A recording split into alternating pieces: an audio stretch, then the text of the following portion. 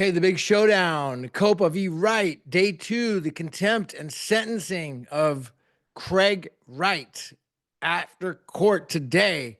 Stay tuned. We're going to do a space. We're going to recap everything and make a record and get it all down and break everything down about what happened. So let me just give a summary here.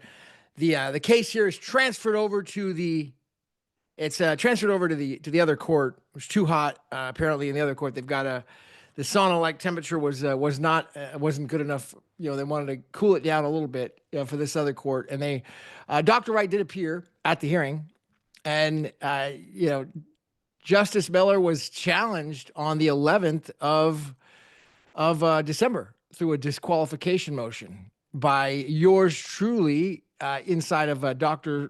Wright's case.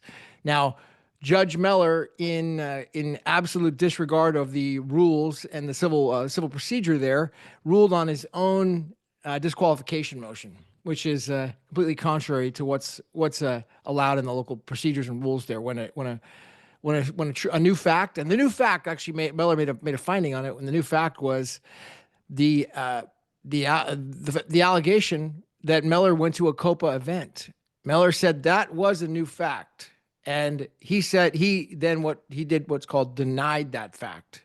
Now, granted, it's one new fact and that Miller ruled on, but that by ruling that on that one new fact, that's a denial. That denial now has to go over to another judge.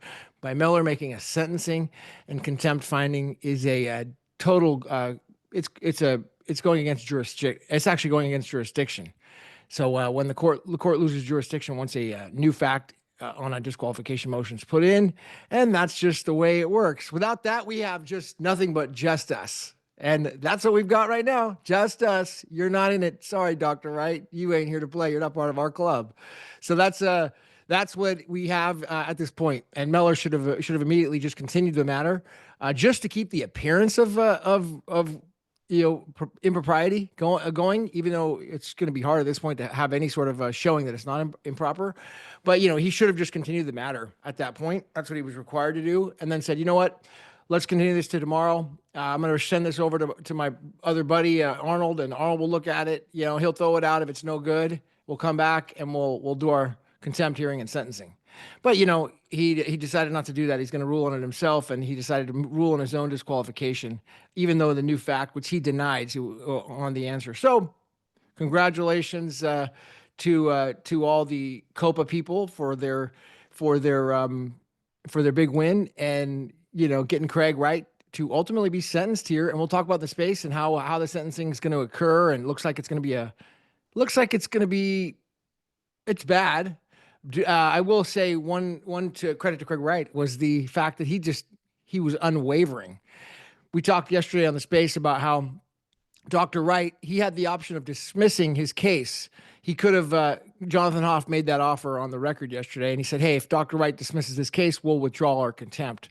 And Dr. Wright came in with zero, what Miller called no remorse at all at the hearing. So he had no remorse, is what Miller said in his finding today, which I find, it's just a fact what happened. And I do find in a way kind of badass.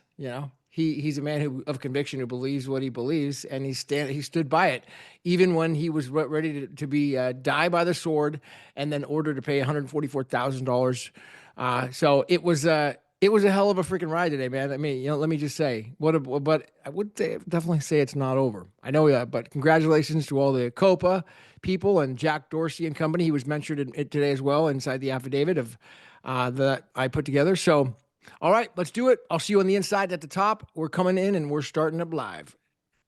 This is Gavin. Well, I'll go share this link in some places, some people in here. So. Okay, nice. All right, so let's do it. Yeah, let's do a little brief on what happened. We had the contempt scheduling hearing was that the 27th. They scheduled at the COPA v. Wright case. Yesterday was the contempt hearing, and Dr. Wright was a no-show. He was a ghost. We kind of wondered what he was up to, and wondering if he was exercising his right to silence, because that was an option of his, and he didn't show. Then today he appeared on the screen, and it wasn't to testify, but it was they let him in on a link so that he could be there to hear the ruling on the contempt. And so in summary, what happened is the Dr. Wright actually filed a application for recusal of Miller on the 11th of 11th of December. And in that was a motion for Miller to recuse himself with a new fact by yours truly to to bring forward not only the petition of 700 people that petitioned to have Justice Miller and Judge Arnold investigated as an exhibit, but that was a new fact. But also the new fact of Miller saying he went to a COPA event. Miller admitted on the record that was a new fact, and then he denied that he went to a COPA event, and he made an excuse about it. Now, that right there is a jurisdictional issue, because right there now Miller's denied a fact, and he's got a tribal issue of whether he went to a COPA event or not, or whether he went to what he did at that event, and he's denied it. Now another judge has to look at that, but instead of continuing that so another judge can look at it, he decided that he was going to go forward anyways and just hear the case, because that's how they do it over there in the just us system. It's just us, and you're not in it. And so they just went forward, and he issued contempt for Craig Wright on the on let's see on what was it, the passing the contempt finding was the Wright is in contempt of court, and then they went into sentencing. So the sentencing was for filing the passing off claim. That's what they said was in contempt of court. He's not allowed to file a passing off claim because they believe it was nonsense, and they said that the estoppel argument is a legal fallacy. This is what Miller said. He said that it doesn't exist, and that also that Dr. Wright's claimed he needs to be Satoshi in order to bring the passing off claim. This is what Miller determined. And because we already found you're not Satoshi, this claim is frivolous, it's nonsense, and promissory estoppel is a fake. It doesn't exist, he said, in law. And also, by the way, I'm not biased, and I'm not getting off this case, and I'm going to rule on my own disqualification as well at the same time, all in a single swoop. So then, go ahead, Jack. I was literally just going to say, in regards to in regards to Judge Miller decided that he wasn't biased, so he's been, people have, sort of, some people have said that, there's potential bias there, and he's basically turned around and said, no, I'm not. So it's all okay then. Well, not just some people, 700 plus people brought forward a petition, right? And so then that petition was then struck off the internet by what I believe to be Jack Dorsey, because he was the decision maker at change.org, and also the founder of COPA. Now that was before the court.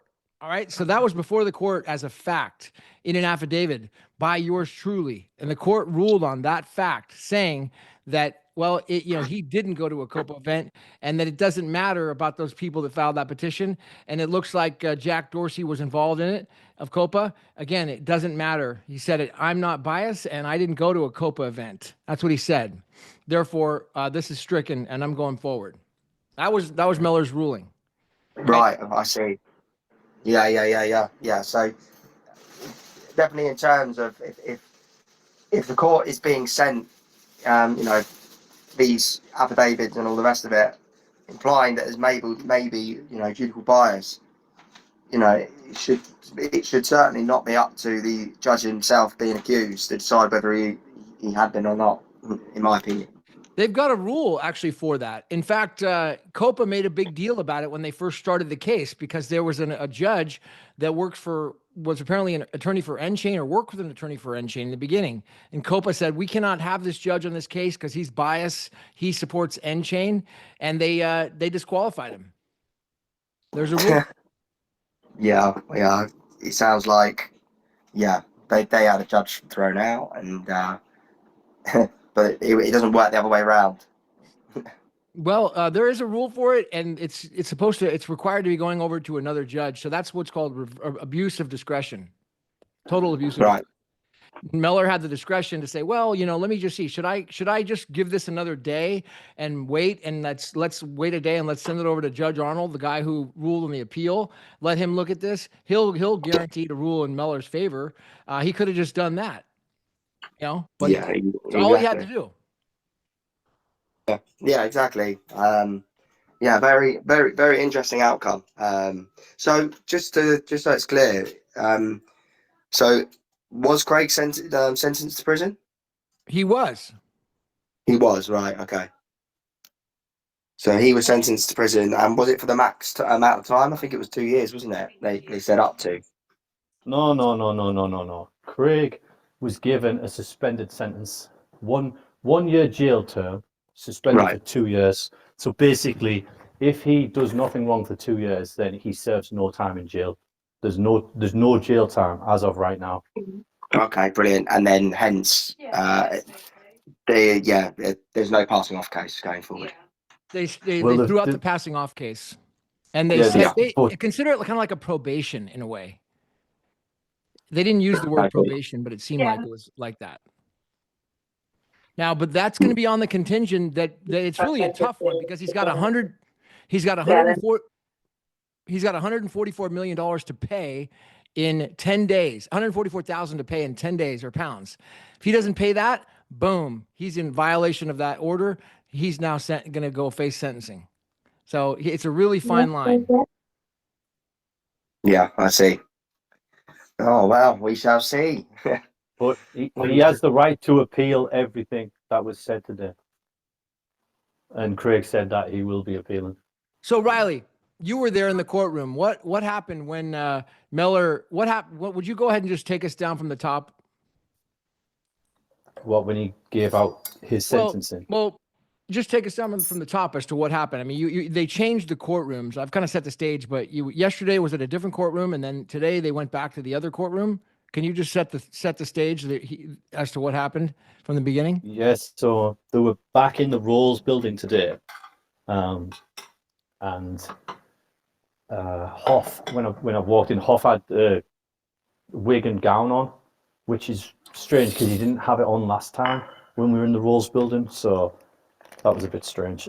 So yeah, they were all in the traditional English law attire, including Mella. So yeah, I don't know why they changed the building. Maybe the other one was not available today. I'm not sure.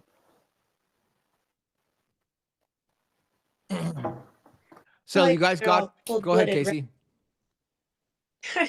Just making a joke. It's probably because they're all cold-blooded reptiles. They need it hot in there. Super hot, steaming hot. So can you tell us how hot it was? Was it just uncomfortable today, or was it actually hot? I was pretty hot. I went there. I had a coat on, a hoodie, and a t-shirt, and I walked in, took my coat off. As soon as I sat down, it was starting to warm up a little bit. Yeah, I was sat in a t-shirt for the proceedings, and I'm sweating a little bit under the arms.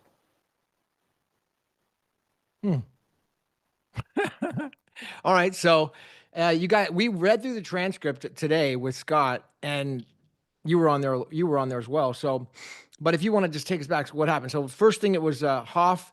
Craig Wright was appeared. You got a full courthouse. Apparently, you were sitting next to AV. We read through the transcript. Oh, Scott. Double feedback. As well. So, all right, I just muted everybody. Go ahead and unmute when that's fixed. So, hold on, unmute. Okay, now you're unmuted. Go ahead and unmute if you want, whenever that's fixed. So we got you were back in the courtroom today. We had two, let's see, it started off with Jonathan Hoff, and then Jonathan Hoff was going through and Wright appeared on the screen. Miller he's in a full gown with a wig, or he wasn't in a wig today? Riley, do you know? I think you said he wasn't in a wig, but Hoff was. So I'm wondering what's the you got a thumbs up there, Casey. So you can if you want to unmute, make sure you can hear me, okay, dude. Yeah, there we go. Casey, I remember them saying earlier that they were wearing the wigs, and I just invited Scott up. So nice. Okay, your signal is cutting in and out. What's up, Scott? Hey Gavin, you good? Yeah, he was in a wig, by the way. They were all in regalia. Miller was in a wig today, and he was also yesterday. And they moved the court back over here for sentencing. And it looked like he had made up his mind, according to the transcript that I'm reading, that Craig had already been found in contempt. He was in contempt of court, and then it was just a matter of determining the sentencing. What was interesting is that he brought forward this now when you read the disqualification ruling, was that in writing or were you reading somebody's court reporter transcript on that? That was are you talking to me now about Yeah, I'm talking to you. the affidavit? Yeah, that was on BitMEX. That was on the Casey. If you put the QR code up at the nest, if you go to that QR code, that's all the court documents that Bird released. And I'm guessing that it's obviously the documents from there. That wasn't, there was part of the court report that, sorry, there was partly I read was from the written exclamations from the people, but the other part was actually a screenshot. Let me see if I can get that screenshot. It is a screenshot from those Bird documents though, so you'd find it in there. There you go. Casey's put it up now. So I scan that QR code and then I can read all the court documents. Yeah, that's what Bird release. They do that in the mornings. They hand those little business cards out, and then that means you can read all the documents that they're going over, apart from anything that isn't allowed. So, for example, on that Bird, they didn't show you CSW 11 from the original trial. They showed you a lot of the documentation, but not CSW 11. So yeah, it should be on there. I'll double check for it now, see if I can find it. Looks like Casey just posted it and I see it's a QR code and I've got the links here. So I could start going through that. I'm curious to see what it says. Apparently it's right in there. There's a ruling. Yeah, there's I've got, bear with me a second, I'll find it now. Media.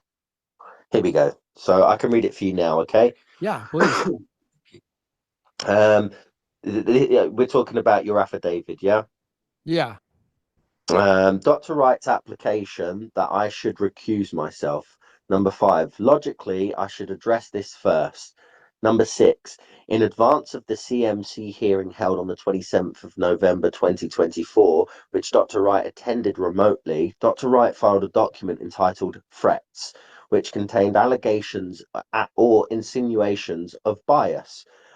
I addressed those allegations in my judgment following that hearing and rejected the allegations, whether of actual or apparent bias. See 2024 EWHC 3135CH at 6781, a judgment handed down on the 6th of December 2024. Number 7, as at the conclusion of that judgment at 82, I also noted that the same allegations had been made by Dr. Wright in his application to the Court of Appeal for permission to appeal against my orders resulting from the identity trial, and which were rejected by Arnold L.J. in the order dated 29th of November 2025, dismissing his application for permission to appeal as totally without merit. Number 8. Notwithstanding all of that, on the 11th of December 2024, Dr. Wright filed 2 documents. First, a motion for judicial recusal, and second, the affidavit of Gavin Gregory Mel. Number 9, I have reviewed these documents carefully. The content of Mr. Mill's affidavit appears to be a mixture of 1, his experiences having watched some or all of the identity issue trial by remote link. 2, things said to him by David Pearce in interviews which were recorded and available on YouTube.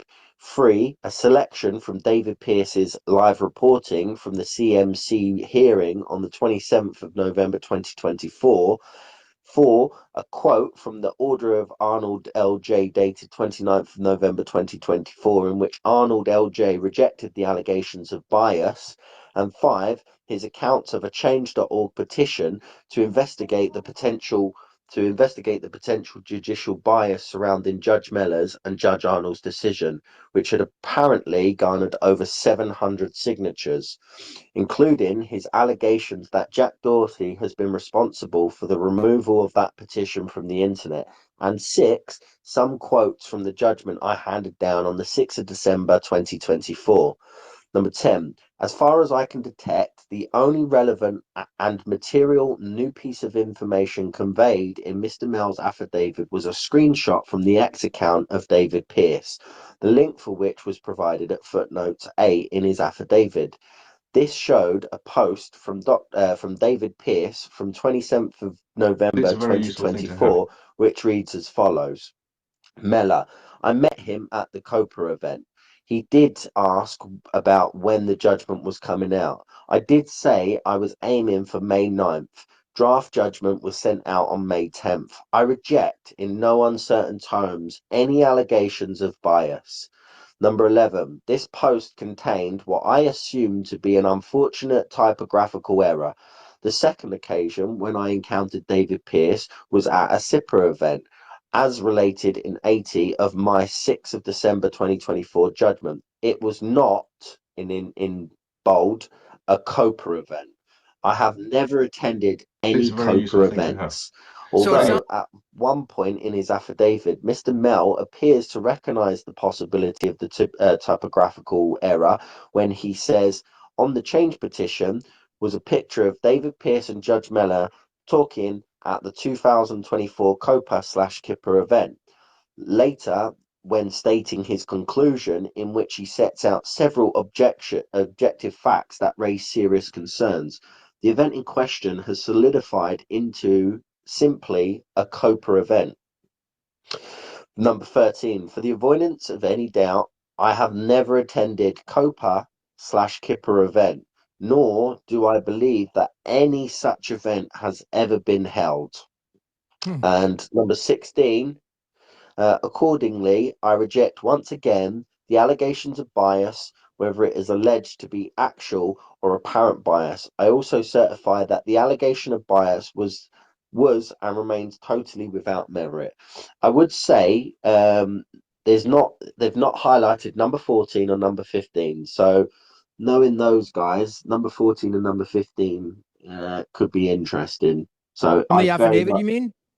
I very much would check the QR code to see the full unfiltered document, because what I am getting here is purely from BitMEX research, and obviously we know what he's like. So Well, here on 14 and 15 is where I said, on or about November 29th, Judge Arnold rejected Dr. Wright's appeal and ruled that, materials concerning David Pierce, all evidence shows that, I just quote the ruling here as to what Arnold found about Mr. Pierce and the meetings with Judge Arnold. Then on number 15, well, let me just read it because it's material concerning David Pierce F. All the evidence shows is that, one, the judge discussed the time when he hoped to be in position to hand down the judgment with Mr. Pierce at a social event sometime before May 9th. The judge has had other conversations with Mr. Pierce about other topics. Given that the judge had already announced his decision on the 14th of March, 2024, and does not begin to demonstrate any appearance of bias, let alone actual bias, nor would it have been done even if the judge had already not announced his decision. For two, this is wholly irrelevant, particularly given that Mr. Pierce was not a witness. Number 15, on or about November 29th, 2024, I hosted an X Space with Casey Nicole, and one of the speakers was Scott, 369 BSV, who came on and who claimed to have started a change.org petition to investigate potential bias surrounding Judge Mellor and Judge Arnold's decision. David Pierce came on the space and demanded Scott take down the change.org petition to investigate potential judicial bias surrounding Judge Mellor and Judge Arnold's decision. I signed the change.org petition and made a video in support of the petition. And I put that. So those two facts sounds like they were admitted from the finding. There's other facts as well, but those are that what's material is the fact that he's denying to have gone to this event. Well, where was this picture taken then? Scott, where did he get this? Where was he in where were he and David Pierce at? Do you know? I think that might be semantics. I think what may have happened is the CIPA event that picture was taken. isn't an actual CIPA event. We'll have to get Truth involved in this to see what the exact event was, because I also remember an interview with David Pierce on somebody who was interviewing him, who is also a patent attorney or involved in IP anyway, and they were talking about OFA, or the Open Foundation, or something like that. So it's either one of two things. It's either semantics of the name of the event. It wasn't a COPA event. That was a typo by Tufty. It may not have even been the CIPA event. It may have been another name. Otherwise, if that is not the case, and that picture that we found where Tufty Cat's right at the front of the auditorium, and then there's 6 judges all sort of doing the chat. That's the event we're talking about. That's the event we're talking about with the picture of we found. I mean, there's obviously plausible deniability that Mellor can say, oh, well, that's not the back of my head, because it is the back of the head. But I mean, he's not really gone into any detail in that. So I'm not too sure on that part. Here's the It'd thing, be though. great to get proof. Here's the thing about that ruling there is that he denied this ever happened. Did he not? Well, I don't know if he's denied that's ever happened. I think he's denying that the event you're saying happened. He hasn't attended that event. Whether or not that's semantics, and he's not highlighting, oh, well, I didn't attend the Kipper event, but I have attended an event where David Pierce has been there, because that's on the record. That's on the record from the directions hearing. He said, yes, I did see him there. We did have a quick short discussion. It wasn't about the case, blah blah blah. So he has on the record said he was at a same event with Tufty, but it might be semantics. It might be that the CIPA event is not the event that they both were attending. But we can check with Truth. I know Truth put posts up of the event. That's where the picture came from. Was from what Truth had. Crypto Rebel SV, I think it is, what he posted. So there's definitely a paper trail out there. Here's the new fact. It says, quote, Tufty, Mellor, I met him at the COPA event, period. That's the new fact. Yeah, Mellor denied. Now, again, this is triable. It's not, again, it might be right, it might be wrong, but somebody's got to look at it. Not Mellor. He's now denied that happened. He's now denied that he didn't take this photo. He denied that he went to a COPA event. He went somewhere. Okay, whatever. It's an issue that needs to be decided. You follow me? yeah, I completely agree. Yeah, Completely it has to agree. be decided. So where did you go, Mellor? Oh, I went to a different event. Oh, you went to a different event. Well, what? Okay. So, well, somebody's got to look at it, man. Somebody's got to review what event did he go to and what happened at that event. I'm going to go quiet a second just to see if I can find out the information from Truths, because I know he has a lot of stuff on this. So I'm just going to go quiet a second. Crypto Rebel, he's the man. Yeah. Yeah. I Casey? invited him to see if he could come drop some facts on us, but he He hasn't won't responded. talk, but I invited him to. But thank you for inviting him. He's always welcome to. But he's a master researcher. That's what he is. He's of course always welcome. So yeah, that's the new fact request. So I have found it here on the 1st of October. I'll share this with Casey.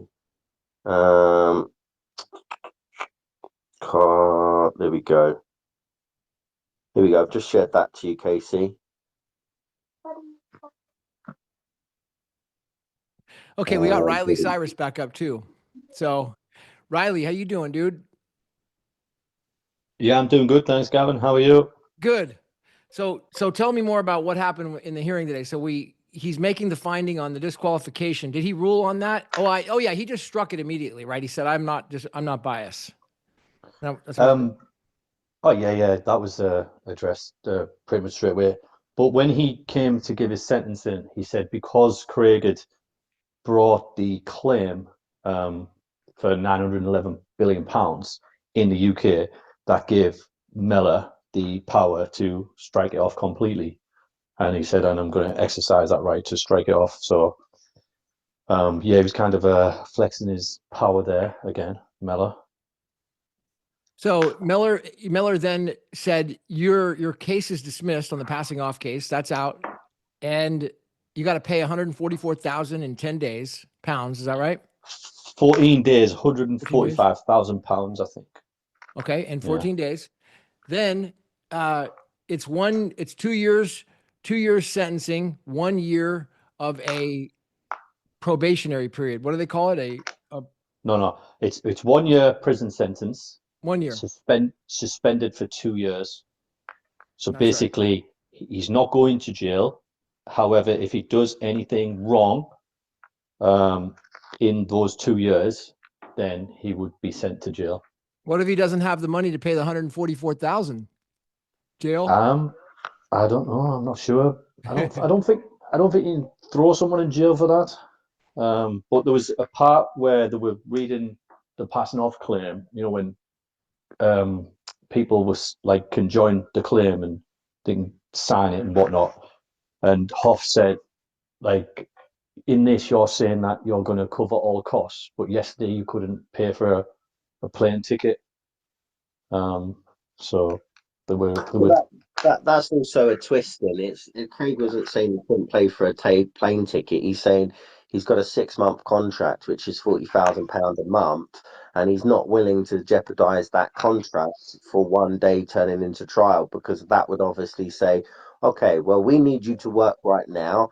Sorry, I can't do that. They're going to go, well, all right, you're not working for 6 months then. You don't got the contract. So I think it's a bit disingenuous by COPA to do that. Also, I have just found the thing. Truth Machine, Crypto Rebel SV says, I did some searching and was able to find a video and spot BSV Hate Club troll Tufty Cat, aka David Pierce, in the front row of the Kipper event where he spoke to Judge Miller about COPA and Bitcoin while the trial was still going on. And there's a picture of on the one picture you can actually see Judge Arnold, because he's had quite a distinctive, he's got like quite a weird haircut, and you can see Mella in the speeded up video. Around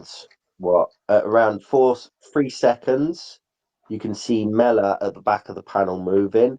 This is basically showing people coming into the event, getting sat down, and it's interesting because most of the people sit at the back first, and then the front row is the last row to be entered. So it's obviously like when people have come in, they must have already been assigned seats within the auditorium, because of everybody starts coming in, they all go to the back first, and then the last people to actually enter at the front. And then there's a picture of David Pierce right at the front, like literally right at the front, bang in front of VIP, very important person.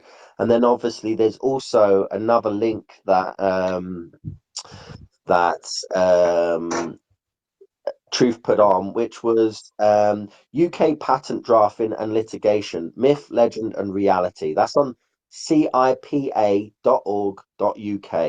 Date and time, Monday the 29th of April 2024, 5 p.m. End time, Monday the 29th of April 2024, 7 p.m. And then when you click here, you can't go on there. Click here to confirm your registration. Yeah, so here we go. Event pattern, audience, or programs. Here we go. So program and speakers. The Honourable Mr. Justice Miller, His Honourable Judge Haycon, the Right Honourable Judge Justice Arnold, the Right Honourable Lord Justice Burse, Daniel Alexander KC, and the Honourable Mr. Justice Mead. So that event, if he said he has not attended a SIPA event and Tufty wasn't there, that is a complete and utter lie, because of the information is literally right here. I'll copy this link as well, and I'll send it to Casey as well. But yeah, that's extremely extremely odd. But I thought maybe it was a different event, but no, it seems to be that's the event. Unless there's a discrepancy, unless we've got something mixed up, it's even you would expect Mella, even if we did get it mixed up, to To say I correct did. it. Yeah, I did not attend a COPA event. I have never attended a KIPA event. I did, however, attend the United Foundation of Patents event, which was at this time.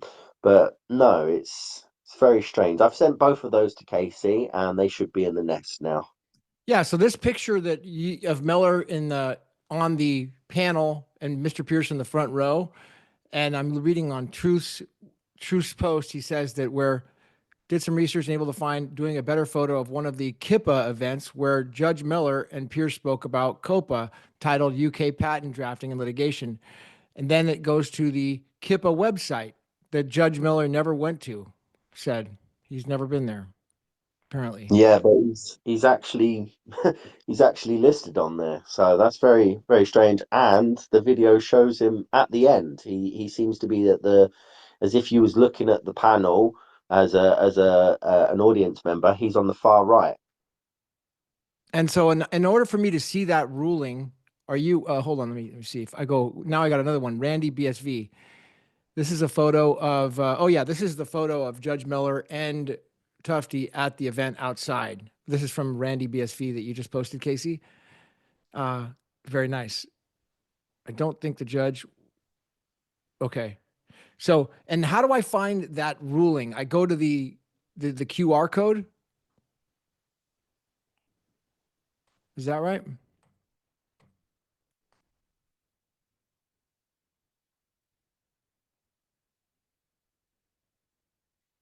How about this post right here? It says, Bitcoin debates. I investigated myself, and it's a picture of Judge Miller, and I found nothing I did wrong. Have a nice day. Yeah, it seems as if you go in there. There's three parts from the contempt hearing which say affidavit, and I would imagine those affidavits are from yourself, are from Joel, and from the person in charge of operating the CSW Wright account. That's what I'd imagine, and so I'm sure that there's one of those affidavits is yours. I'm also going to send Casey a screenshot from the link that I just sent her, which obviously confirms the Honourable, contentious issue, the Honourable Mr. Justice Mellor, programs and speakers, and that's on the KIPA website.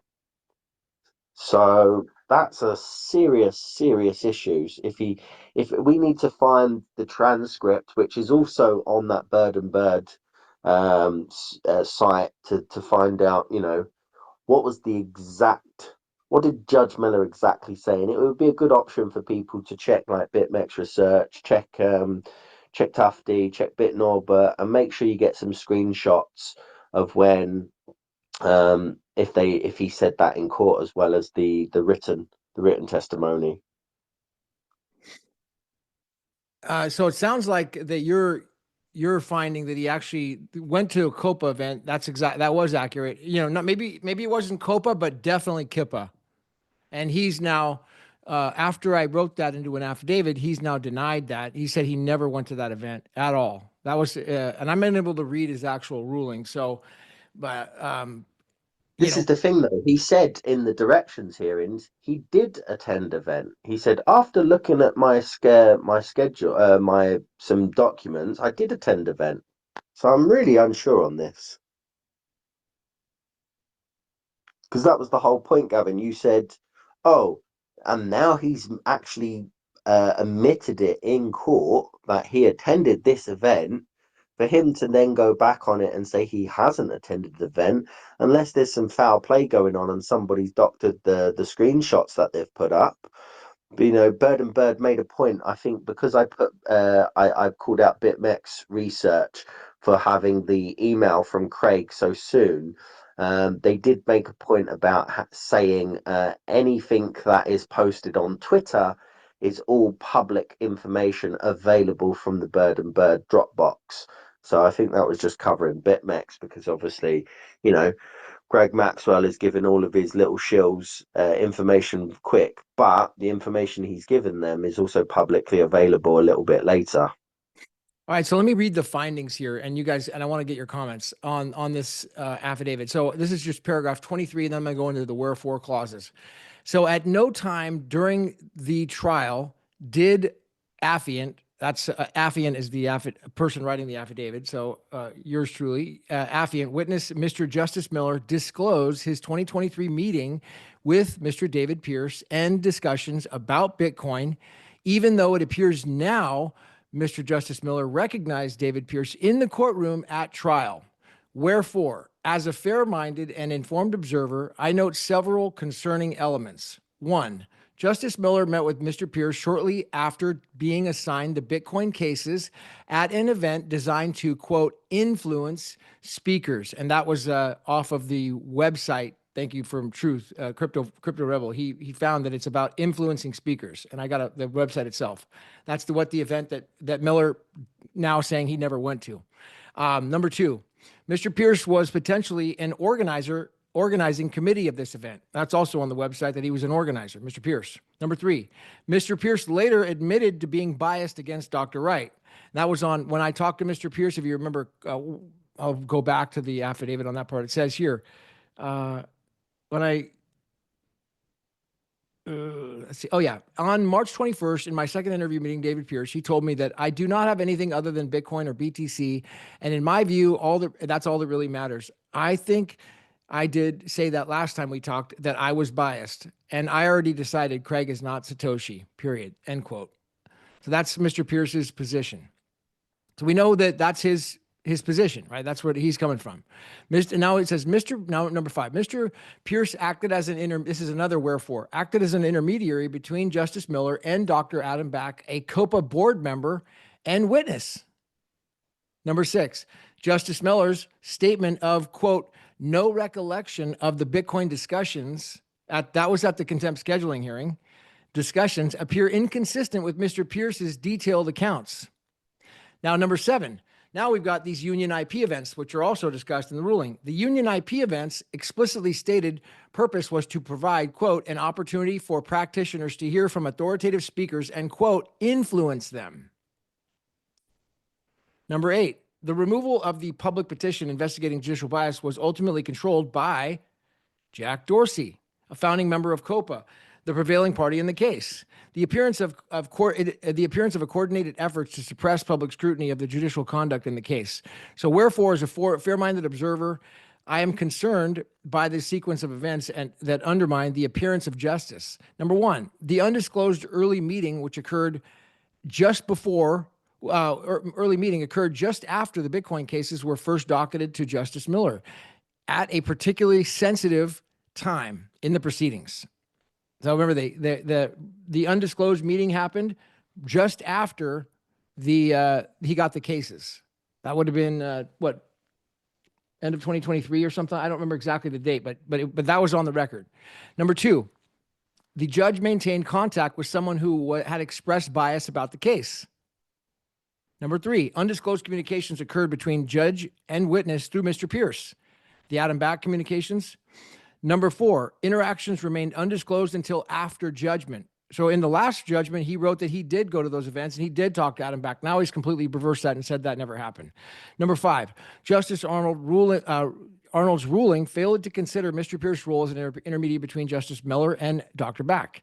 Number 6, I observed that the combination of Mr. Pierce's admitted bias, his role as an organizing the event designed to, quote, influence speakers, and his subsequent function as an intermediary between the judge and the COPA board member creates a concerning pattern.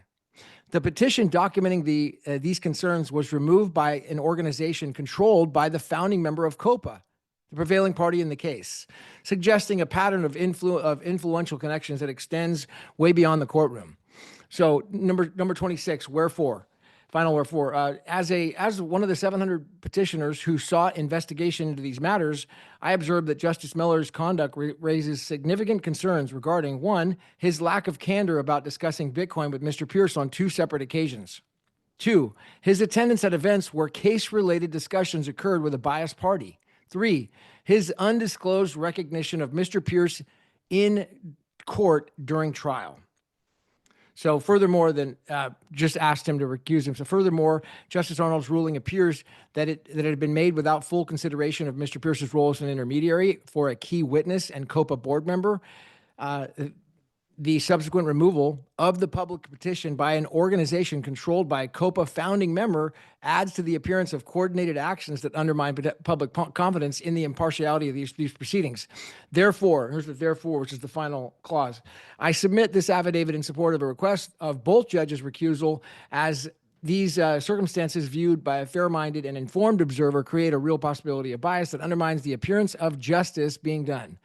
And I declare under penalty of perjury under the United States of America, laws of the United States of America, the foregoing is true and correct. So that's the affidavit, at least the wherefores clauses without the facts supported. And I just, I'm open up for any comments or questions on that. If you think that Miller's on point.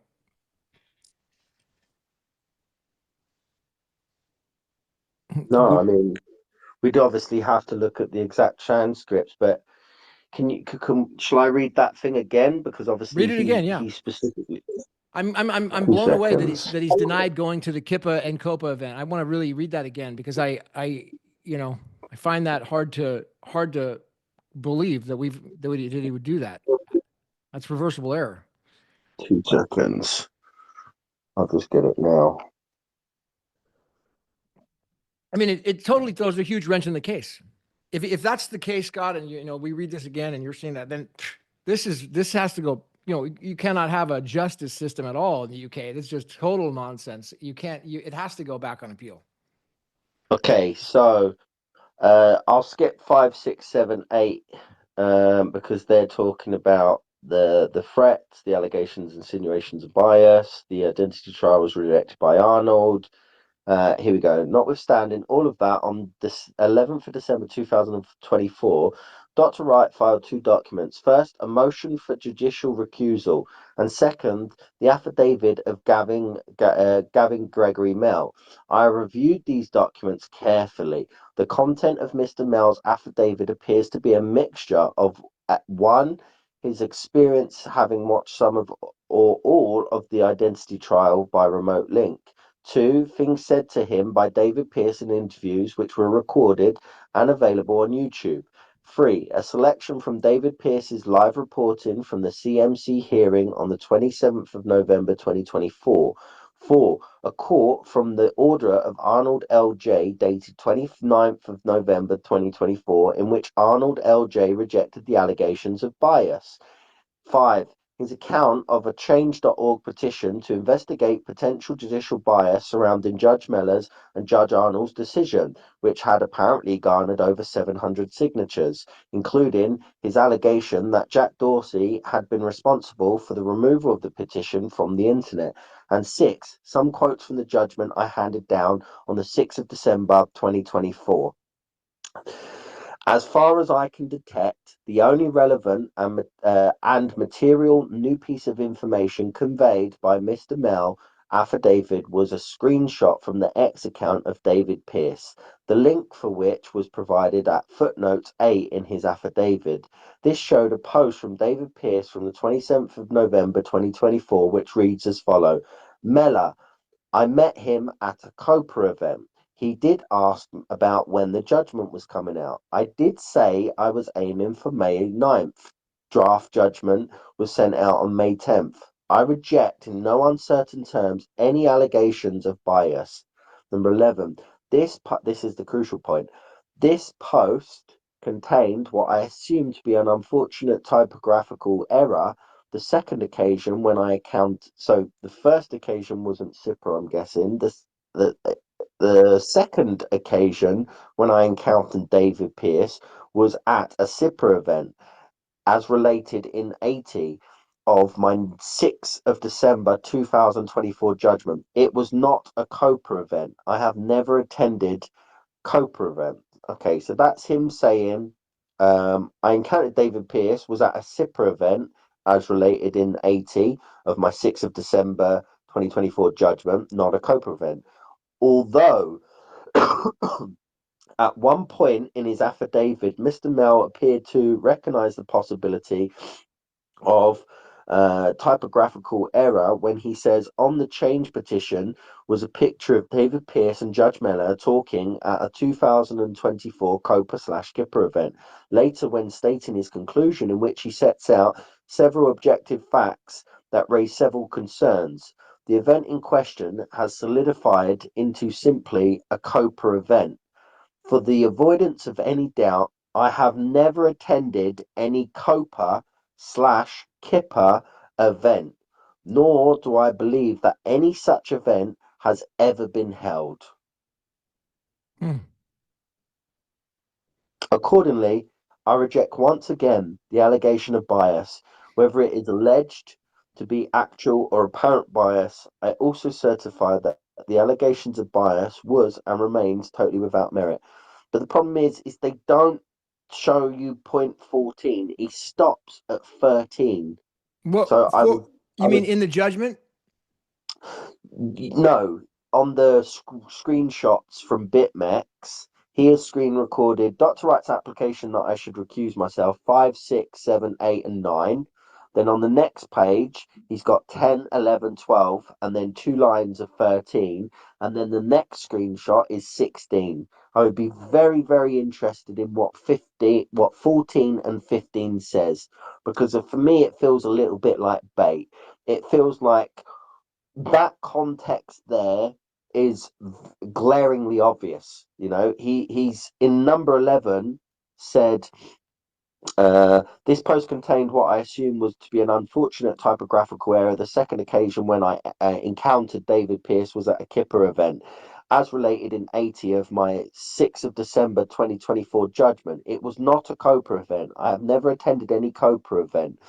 And then obviously in 13, for the avoidance of any doubt, I have never attended any COPA/Kipper event, nor do I believe that any such event has been held. That could be semantics. It could be because of COPA and Kipper together have not done an event. What he may be saying, and that's why I think it's a necessity to look at point 14 and 15, is because he may go on to say, I did, however, attend a Kipper event, not a COPA combined Kipper event. I think it's the semantics of law here. I think he's being very careful with how he words it, saying, no, I've never been to a COPA and Kipper event. That would be like, hey, I've never been to a Beyonce and Jay-Z concert. I've been to a Beyonce concert on her own, and I've been to a Jay-Z concert on their own, but I've never been to a concert where both of them have performed. I think it's Okay. purely Let semantics. me So ask I a would, question. yeah. Riley, 1 second. Let me ask you a question. So let's just say, okay. Now, whether or not, now, so we've got a tribal issue of fact, right? We got a tribal issue. We got whether or not Meller went to a COPA event. That's an at issue. Or was it a KIPA event? He's saying he never went to either event. He's completely flat out denying that. All right, fine. Fair enough. Now, who's going to decide that? Well, he decides it himself by the looks of Oh, it. I see. That's how it works, huh? Yeah, I don't think so. Not on a proper disqualification. They've got a rule for that. You got to hear, it's got to be heard by another judge. He can't just decide that he didn't go to that event and that's wrong, especially when there's pictures of him at the event online and videos. It's not like made up. We Go. need to find that document from the Dropbox, because my gut is telling me that point 14 and point 15 are crucial to this. He's shown the entire thing up to 13. He's left it on a bombshell of like any idiot can look at number 11 and say, oh well, I did attend a Kipper event as I told you in the 6th of December. And then he's left it on this bombshell of where he says, I did not attend a Kipper/COPA event. And I feel like the next points are definitely going to explain that in a little bit more detail. But it's too much of a haha, got you moment. It's way too much of a got me on it. And something's not ringing true there for me. It feels too easy to have caught him out that way. a judge of his caliber of intelligence doesn't say one thing and then 2 paragraphs later completely contradict it.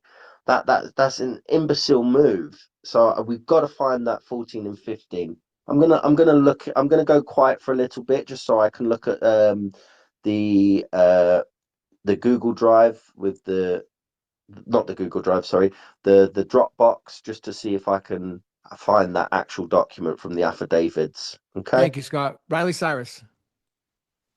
Yeah, I was just going to say that when it was brought up today about the bias with Judge Miller, he was laughing, Hoff was laughing, pretty much everyone in the public gallery was laughing. So I think they kind of love the fact that we are talking about that. They love So that, huh? yeah, 100%. They were really laughing. They were laughing their heads off. They were having a I good have time to, about that one, huh? Why is that? yeah. Why were they having So such a good time? What was your impression? Were you the only guy there that wasn't having a good time, or was that what was the I'm not situation? sure actually. I'm not sure actually. There was some again like I couldn't really hear Mello when he was speaking, and then there was people to the right of me and people behind me banging on the keyboards, and that's all I could hear.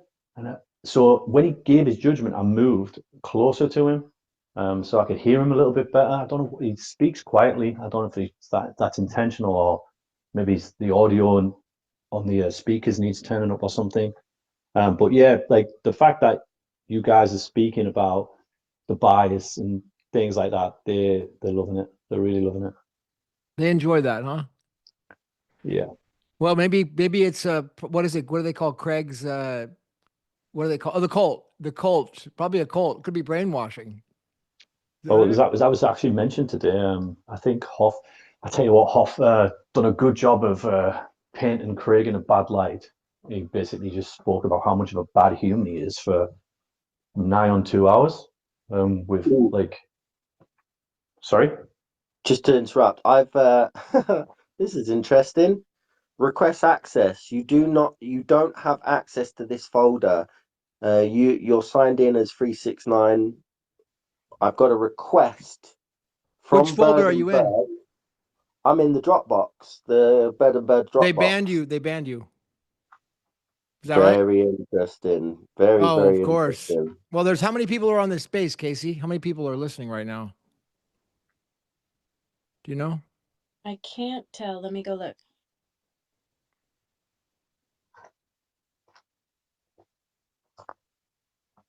Maybe Bird and Bird is one of my subscribers, and they like to listen. I wouldn't put it past them. It says 121 listening, but I don't know if that's includes the anonymous people. Okay. Why don't we get Tristan from Bird and Bird up here, man? I would love to hear from him, his perspective. I am in no way saying he's a bad person. I totally am open to hearing his position. You know,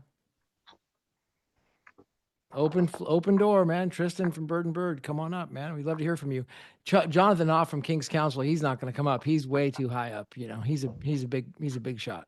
But Tristan, maybe, yeah, he's more of an entry level attorney. Riley, go ahead.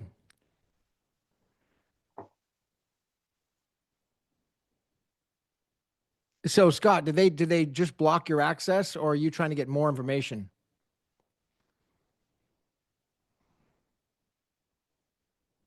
They blocked you. Well, they shut down my space two times after I started it. Was shut down, completely slammed somehow. Never had that happen before. Okay, did I go Did I go mute? Mute? No. It looks like Casey. No, Can I anybody can else hear you. I'm just away hear me? from speaking at the moment, looking at stuff. Okay. Yeah. So now back to the hearing. So we're okay. Go ahead, Riley. Yeah, I was just going to say, like, just prior to Mella coming out, there was a few whispers around me saying, it's got to be a 2-year prison sentence and a full strikeout of that's what it's got to be, hasn't it? So when Mella passed his sentence, they were a little bit gutted. And it was clear and obvious what he'd said. And after he'd finished, Hoff asked a question, basically saying, "Oh, so is the prison term a 1 year?" Like I think Hoff thought he was going to jail. He didn't understand it because he asked for clarification, which I thought was quite interesting. Yeah, that's right. I remember Scott reading that. It said that Hoff asked at the end, he said, so my lord, would you please clarify, is he going into custody? Something that I have to read it exactly, but is he going into custody right now, or how's that working? Oh, it's going to be a two-year, what is it called? 2-year penalty? One year prison sentence suspended for 2 1 year years. prison sentence, 2 years suspended. Yeah. So in the UK, if a prison sentence is ever handed down and the word suspended is in there, it means you're not going to jail right now, but you could potentially go to jail in the future if you commit the Okay. break. Yeah, we call that probation. You got to check in with your probation officer every month or so and make sure that you didn't do anything wrong. We have probation over here too as well. That's different. But Miller Yeah, seemed so to think he was in just Thailand. Go ahead. Who's that? that was me. I was just to clarify, Craig is not going to jail. He is a free man. Yeah, he's not going to jail. He is a free man. Yep. Yeah. Now, he seemed to Something. believe he was in Thailand. Did you hear that? Well, he said he's in Asia, and apparently when he joined via video link, he said, "Oh, it's morning where I am," and one of the guys next to me was like looking, because it's like it was 2 o'clock in the afternoon. He's saying the only place he could possibly be where it would be morning would be New Zealand. So he's either lying or it's not morning. But I don't remember Craig saying good morning, or I don't remember him saying it's morning where I am. I think they were just clutching at straws somewhat. Crypto Voyager, you're up, my man. Welcome. Yeah, I wanted to ask you guys, but I'm kind of like typing it into ChatGPT now. If receiving a 1 year probation, if receiving a 1 year suspended sentence is enough to qualify Craig as a felon. If it's enough to qualify, what? Sorry. As a felon. Well, if he doesn't appeal this and this stands, then he's got a criminal record in the UK. So yeah, he would be classed as a felon. Yeah.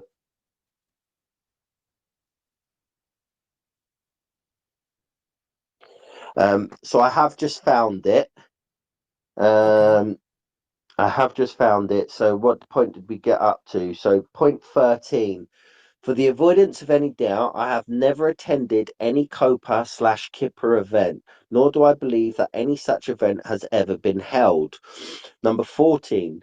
Although Mr. Mell concludes his affidavit by identifying patterns that create a real possibility of bias, I note that every fact or pattern on which he relies is exaggerated, sometimes grotesquely.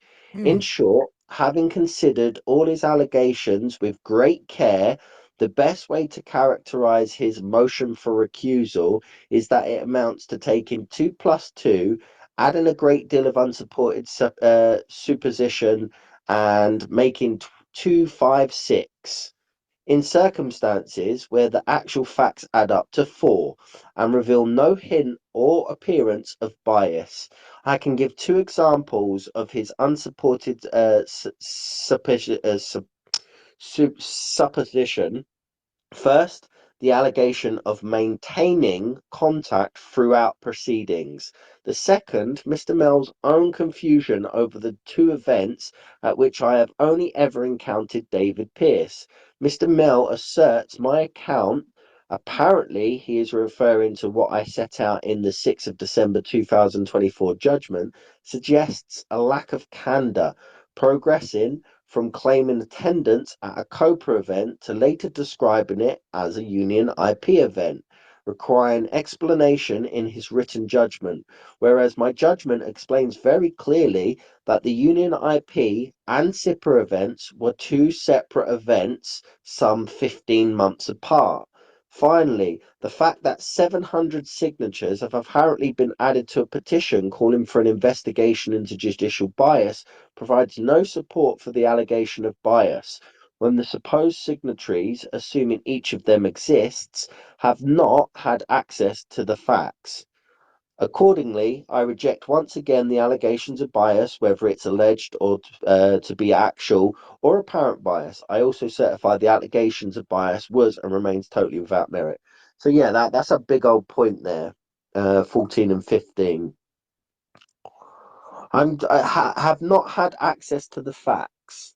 Well, surely Bird and Bird have provided all of the documentation from the cases, and people will have been able to view those. What the hell is the 2 + 2 = 256? It's very, very odd.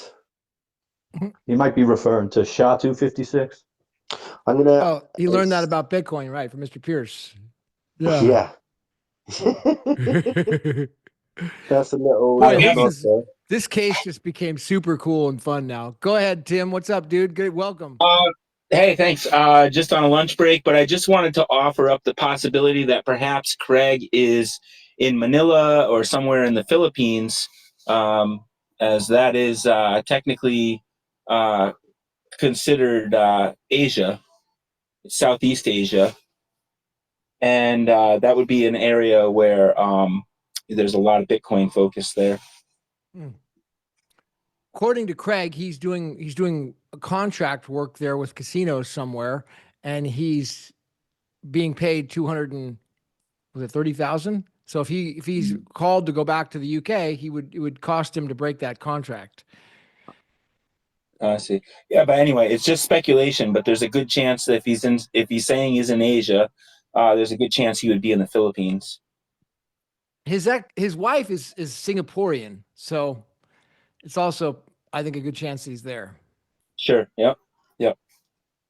But anyway, I don't think it matters where he is. Like, he can be where he wants to be. Like, let him be. He doesn't need to tell anybody where he is. He's not ordered by the court to do that, is he? You know. No. Well, the court wanted to know, but he didn't say. Yeah. But then Mellor made the conclusion that he was in Thailand at the end. Just guessing. Well, I'm at the end of my lunch break, but I just figured I'd pop in and mention that that's a possibility. But yes, everyone's right there to mention that it doesn't really matter where he is.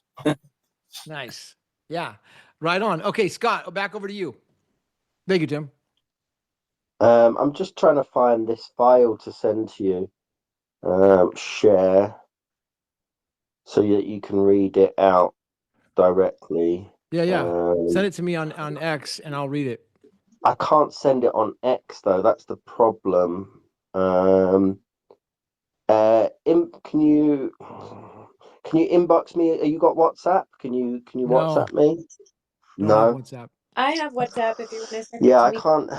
The only thing I can suggest to you to do, Gavin, right, is if you go onto Google Chrome and then you click the little lens, Google Lens, and then you click on the bird and bird picture. So save the picture into your camera roll.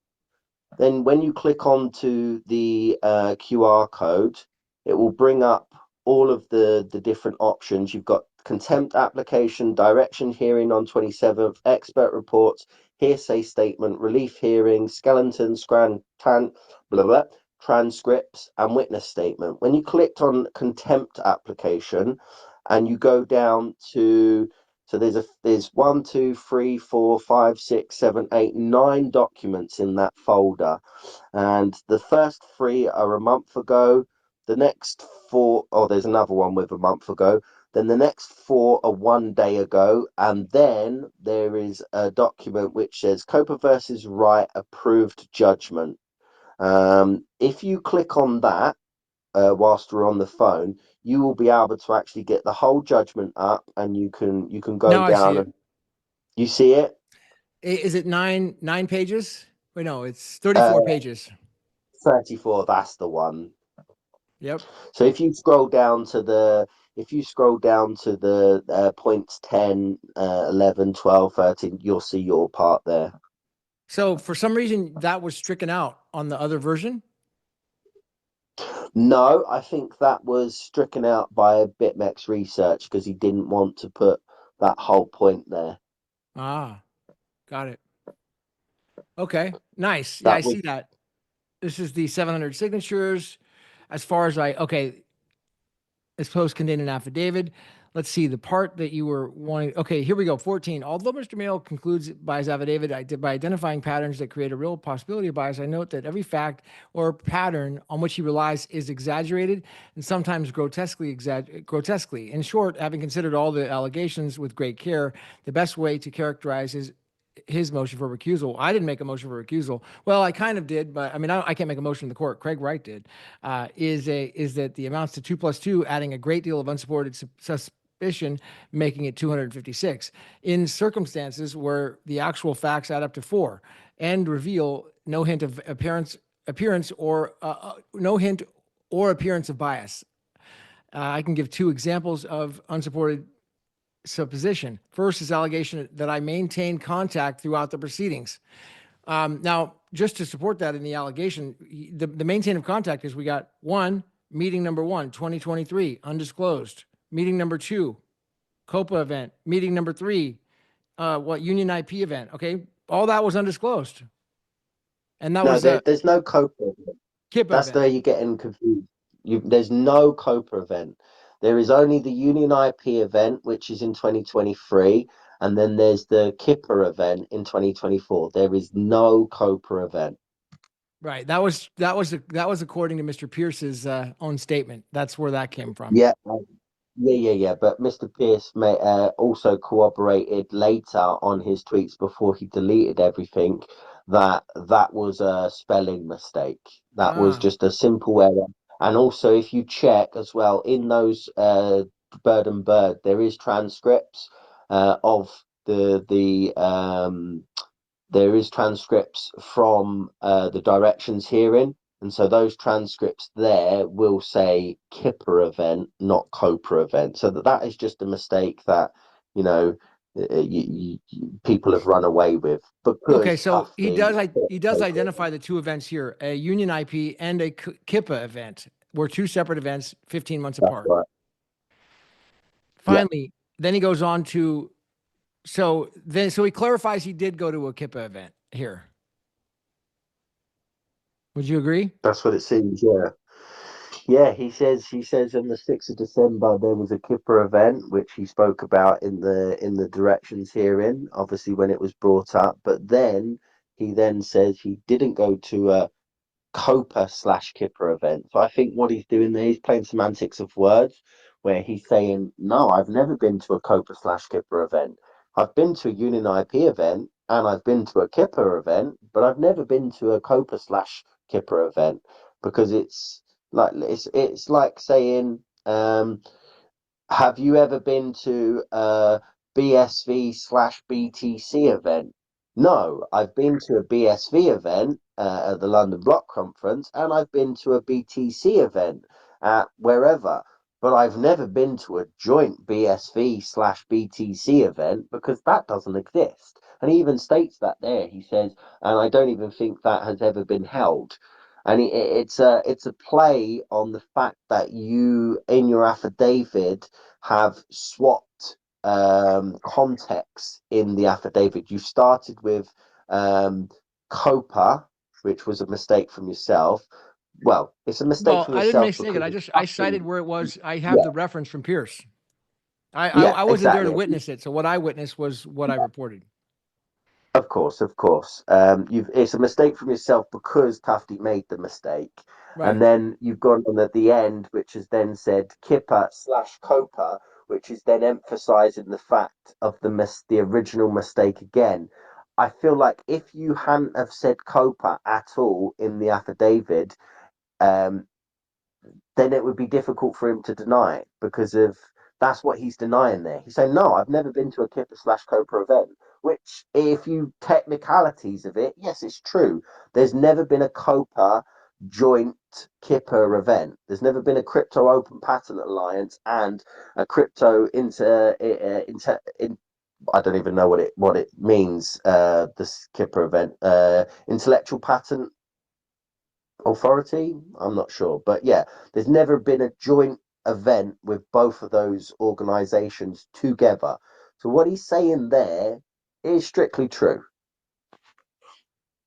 All right. It's a half truth. It's a half truth because of he has been to a Kipper event, and the other half truth is he hasn't been to a Copa event, but he also hasn't been to a Kipper/Copa event. So that's how I interpret it anyway. Obviously, you've done law, you know a lot more when it comes to the specific of words and how these things are represented. But it would be definitely worth you having a good read up on that and having a little look. Yeah, will do. The issue I'm seeing is that it's still a matter of fact. Did he go to the event? He says he didn't. Okay. Well, then that has to be reviewed. He says he doesn't. He says both though. He He says actually in both. the Yeah, in point 11, he says he has. And then in point 13, he says he hasn't been to a Kipper/Copa event. In point 11, he says, yes, I attended a Kipper event, as I stated in the 6th of December hearing. That is not a problem. Yes, that's true. But then on point 13, no, I haven't been to a Kipper/Copa event.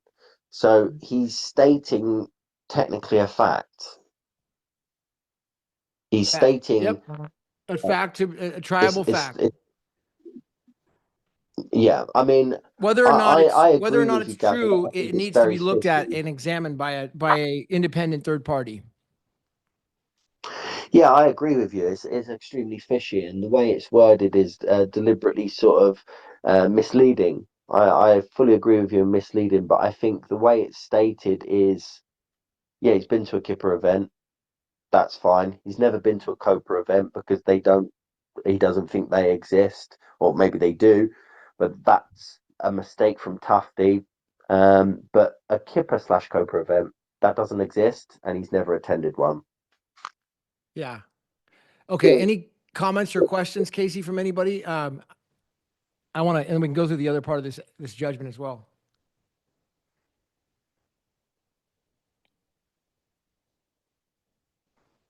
No? Yes. Hands up, Crypto Voyager. Yeah.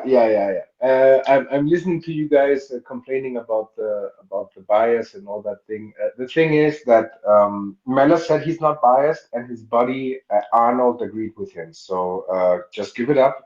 It's not biased. That's how the sausage is being made. Welcome to law. Now, on on another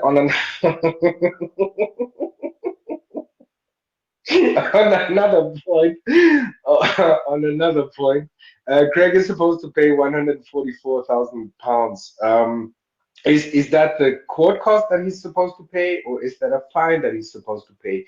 And since he said that he doesn't have enough money to go to the UK, if he can't pay it, does that mean that he is then again in contempt of court, and will then the sentence be unsuspended?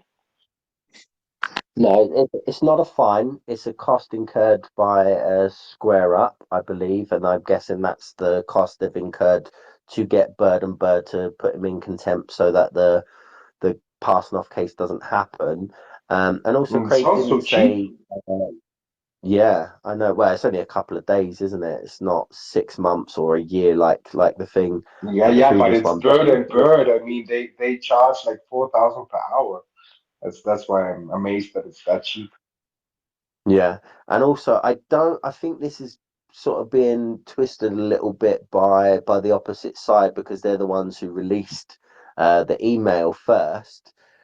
I don't think he's saying he can't afford to come there. I think what he's saying is he's saying, look, I've got a job for the next 6 months. It's going to pay me 40 grand per month. I'm going to be making 240 grand from that period of time. I'm already paying financial duties from previous cases. I've got a lot of bills I'm paying right now because of this. I've got work going on. I'm not going to jeopardize 6 months worth of work at 40 grand a month to come and have you guys poke fun at me and call me a liar and a fraud. So I think it's, you know, even though the Hoff is saying, oh, we can't afford it, how are we going to get the money? Things like that, there is payment plans put in place. And you watch. I bet he pays it immediately. I bet he pays it instantly. Because you've got to remember, there was a $570 million investment into Enchain in 2023. Yes, of course, it was by Calvin Air. So it's, you know, hey, I'm going to give you all this money investment, but that still creates a valuation of stock for a company. And so Craig is likely to hold an extremely large percentage of those stocks. He's obviously going to have said, right, you can have all these patents, you can have this, this, and this.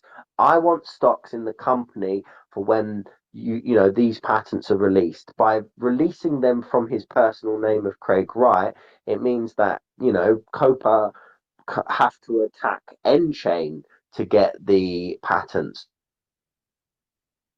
And that's funny. You mentioned that today at the hearing as well, that the whole case was brought about the patents. That I know that Hoff objected to that, saying it wasn't relevant, but I remember Wright got that into the record today. Whole reason they brought this case was about these patents. Oh, let's go over to the first time. So, you know, if Okay, Craig Scott, is saying, oh, I released all my shares, I've not, sorry, all of them, I've sold. okay, you looks like you're cutting in and out, Scott. While you get that, pause that thought, Scott, because we don't hear what you're saying. Scott, Oh, okay, yeah, sorry. Can you okay, hear yeah, me? yeah. Now we can What hear you. did you Go get ahead. up to? What part did you get up to? Past 10 seconds or so. Oh, crap. Yeah, basically, um, the Maxis are making out like Craig hasn't got no money and he can't afford it. But Craig wasn't saying that. Craig was saying, look, I got 6 months worth of work. It's 240 grand. I'm not willing to jeopardize that work contract so that I can come into court and you can, you know, poke at me. You can call me a liar and a fraud. I'm not doing that. Unless Right. you're going to compensate me 6 months worth of work, then no, that's not Yeah. happening. He didn't say he didn't have So the that, money. No, you're right. It was a yeah, contractual issue. and that automatically and then what they've done is Bird and Bird have twisted that and said, oh, well, are we going to be able to get the money? You know, he hasn't got money for a flight to get here. We've offered him economy class and all this. And it's just twisting the truth because of, you got to remember in 2023, Enchain received a £570 million investment. And so that basically, whether it's at Calvin Air Investments given the money or not, that's giving a valuation to the company and the patent rights of that company of 570 million at least. So let's say Craig, after giving a load of those patents, thousands and thousands of patents to Enchain, which have obviously been helped by other people, I believe there's a patent named Savannah and a few others, that would say, let's say he has 10% stocks, okay? Well, that's 57 million straight away. $57 million worth of stocks, and he has said, no, Calvin Air didn't fund me. I have stole stock options. Now, I would guess that he's probably selling those stock options to Calvin. So Calvin is, just eating up all the stock options of Craig, but he's paying him for that privilege. You know, it's not like, oh, here's free stock. No, Calvin's probably paying him for those stock options. Um, in excess of multi-millions. So they're saying, oh, he can't afford it, he can't afford it. I reckon Craig's going to pay that 144,000 immediately. It's Yeah. the same thing we had before. You Here's the know, article. It oh, says, let me read the yeah, go article on. really quick. It says Enchain's $570 million investment reflects value of its IP, CSO says. So the CSO says that's the value of their IP. That was Owen Vaughn, $570 million Who is investment. That was CSO? August of 2023. Who are the CSO? That is the chief science officer, Owen Okay, Vaughn. so the Owen Vaughan of Enchain has said that the valuation of the patents amount to 570 million? Because I thought Air Investments paid Enchain 570. Let's see. Leading blockchain patent owner Enchain recently announced that it has secured a $570 million investment from Air Group as a part of hybrid equity credit and IP licensing deal. Yeah. Yeah, so it's they've got funding from Air. Obviously, it's Calvin funding Calvin, of course. We're not going to be under any illusions of that. If it was AXA giving him 570 million, it might be a different story. But that would show you that Calvin values his business of Enchain and the patent rights there at over 500 million. Now, if Craig is selling those stocks, say back to he could be selling it to Shadders, he could be selling it to anyone, he could be selling it to anybody who's got money to buy those shares. Then that would show you that he's got a lot of money from selling those shares. We don't know how many he sold, we don't know how many he owns, but we know he's selling shares. And so for them to say, oh, he hasn't got money to afford to come out, no, that's not it. It's I don't want to lose out on 240,000 to come for an afternoon of you telling me why I'm a liar and a fraud. I'm not doing that. You're not worth $240,000 to me. So yeah, unless you're going to compensate 6 months worth, then by all means. But even if you are going to compensate me 240,000, I'm still not going to come because I'm not going to give evidence under oath. I'm remaining silent. I'm reserving my right to be silent. So pay me 240, no problem. I'm still not coming. You're still not getting anything from me, which is interesting because obviously today in the live link he has said things. He has spoken. He's not observed his right to be silent. So yeah, it's interesting. I think he's going to pay that 144,000 straight away. I Well, think was he sworn in today, Riley, under oath? Did he take the stand? Sorry, I was just eating. Did Dr. Wright? Oh, did Dr. Wright swear in to say, did somebody go in and say, "Hey, Dr. Wright, will you tell No, the no, no, truth?" Okay, so no, he no, did no. not. So he technically didn't swear in today, Scott. So that means that what he said wasn't testimony. He was just representing himself as his own attorney. okay, nice. Yeah. So technically, he didn't submit any evidence today. He just was representing himself. Yeah. Yeah. Can we go over to X Theos? It looks like you came in as a new speaker. Wanted to just see what's up, my man. How you doing? X Theos, first time caller. Hey, how you guys doing? Longtime BSV follower. I just came back in today to, follow along on the Craig Wright saga. I'm really down and out, to be honest with you. I followed this case and I followed BSV from the beginning, and I just don't see the merit in following his story any longer. Um, he's provided zero concrete evidence he's Satoshi. 100% of his predictions have failed. He's achieved less than zero. He's done nothing but hurt his followers and ruin the BSV brand. Where's the scaling? Where are the apps? Where are the partnerships? I don't get it. If you look closer, you'll see where's the scaling, where's the apps. I posted a thing the other day with 5 new companies that are literally starting on BSV. Everything from here. Let's get it up. Actually, 2 seconds. Where's the scaling? Well, Terranode is being started as we speak. We're seeing 90 million transactions on the network right now, and they're op return. So that's people storing data. And then the other day, from a Rock Wallet report, which is, bear with me, uh, Realty, which is fractional shares in property, Masterworks, fractional shares of Masterpiece Artworks, Curo Invest, fractional shares of high class watches and vehicles like Ferrari, CarbonX and Vera, they're doing carbon credits for ecological business practices, Kaleido, fractional ownership of patent IP, they're plus not to mention Block Dojo.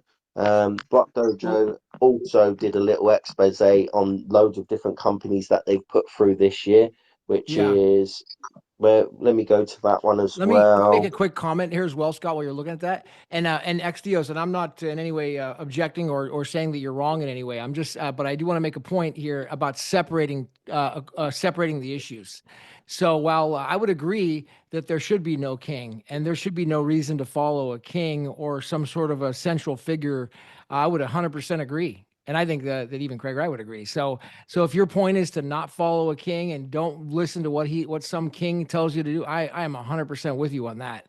So, but separating the issues between that and then the tech are where I think what Scott's talking about now is more of the technical side, which has nothing to do with the issue of the identity trial, which again, the identity trial was a lot of semantics, like we went through. A lot of it was show. It had nothing to do with any of us. It really just more of a theater, like we've seen, and brought a lot of people together. Though, go ahead. Yeah, okay, I get that. Yeah. But it's And like also, watching a TV. It's like watching a TV show, right? Like Yeah, you're hooked into the the- storyline, and this yeah. character keeps like promising he's going to do this, he's going to do that, he's going to do this, he's going to do that, and literally nothing that he has said he's going to do, he has lived up to. 100% of his predictions have failed. I don't understand what the appeal is in continuing to pay Oh, attention to this fucking that's not storyline. true. yeah. Well, I would That's not agree that true. you don't with your point that following him and following a story, a king, or would be not recommended at all. 100%. So if Well, and that's your he's point, Also, just to let you know, the portfolio update: Adeus, new business on BSV blockchain; Motion Shield, new business on BSV blockchain; BizCrunch, new business; The House of Sounds, Combat IQ, Poor Pass. All you have to do is not look at Twitter, actually do some investigation on the companies that are creating companies within BSV blockchain. Like we do spaces all the time. The other day, Tree Chat AI, then there was Rad TV, right? then there was Lemin, then You know, there's but all Scott, these different let me businesses. let me just address because it's actually a separate issue, and so we got to separate the two things. He's talking about just the man himself, and so that issue right there, hey, I see your point. I feel with you. Now Scott's talking about the tech, which has nothing to do with Craig. He is Yeah, not the king of it. 100%. He does not control the tech. He is not the And owner of it. He doesn't. And That's been also, I'd say, Gavin, if somebody's looking for a daddy, to follow, and please, daddy, tell me what we have to do next. Please tell me. Then that's not Craig's fault that you need a god to follow for all of your whims on blockchain. Like Craig has been an oracle of information on BSV, things that people have never even known about before. Turing completeness. He knew about SPV, simplified payment verification. He has found so many different things and said so.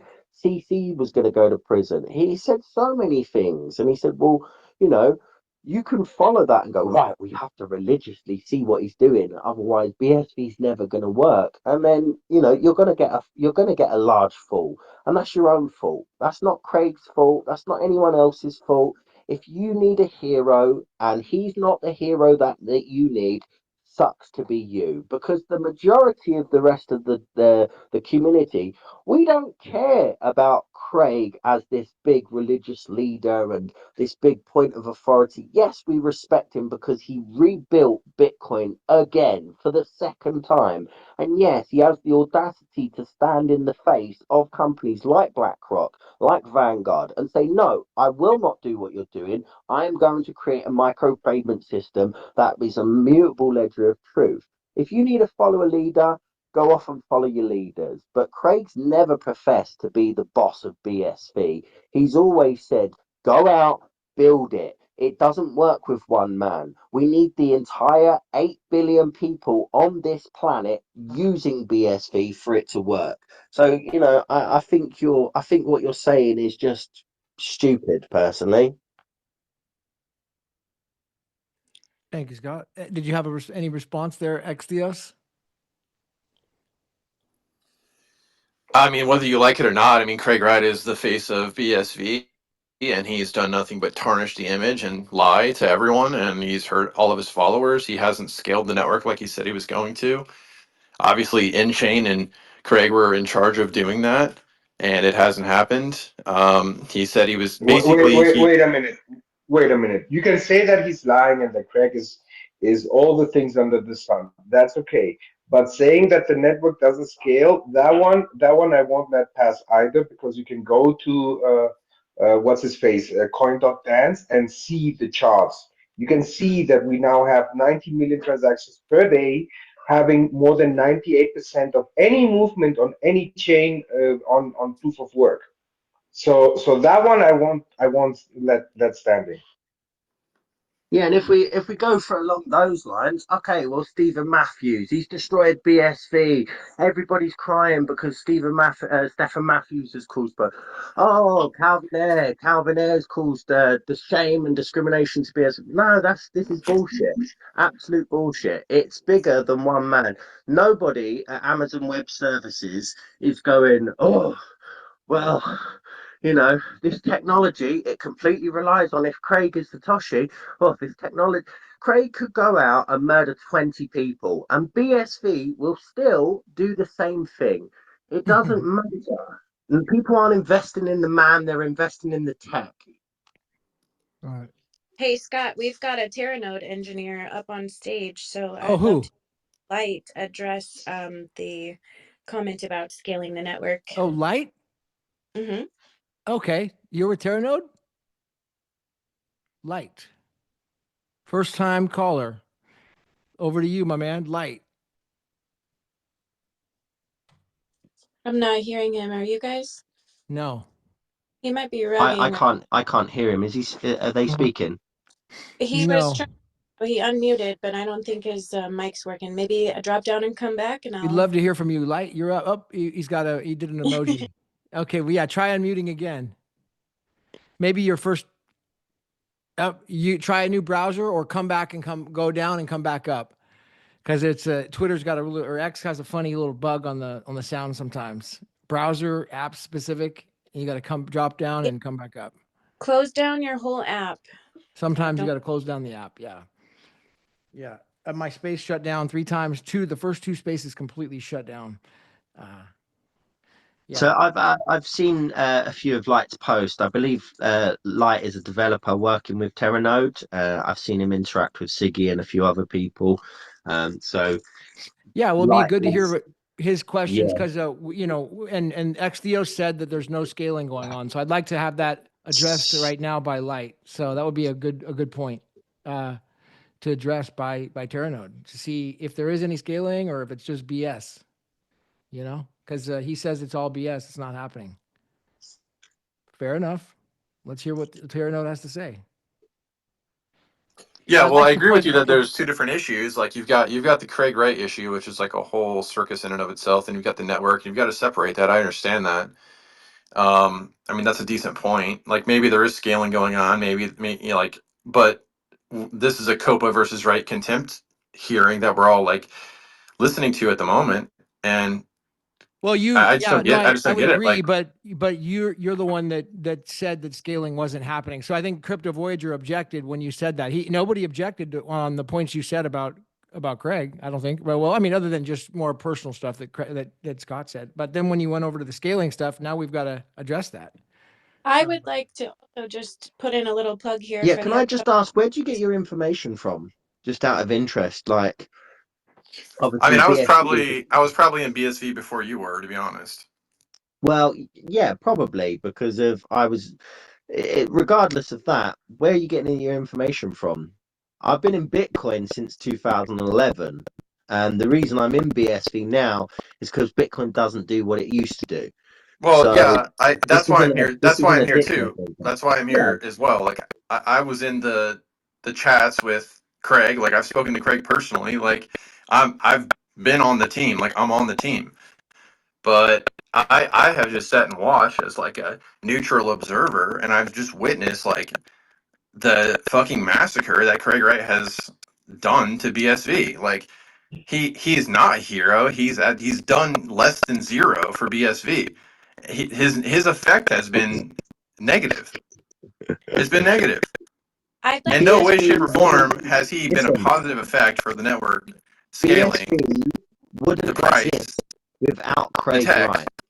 BSV wouldn't exist without Craig Wright. So you can say he's done nothing BSV, but that's like getting that is like a builder coming along, building a house, well, he's done nothing for it. He's built the entire house, and I decorated it. I made it look nice. What are you talking about? What I'm talking about is like the fact that you're saying that he built something. He didn't build anything. He doesn't have one address on concrete evidence that he's Satoshi.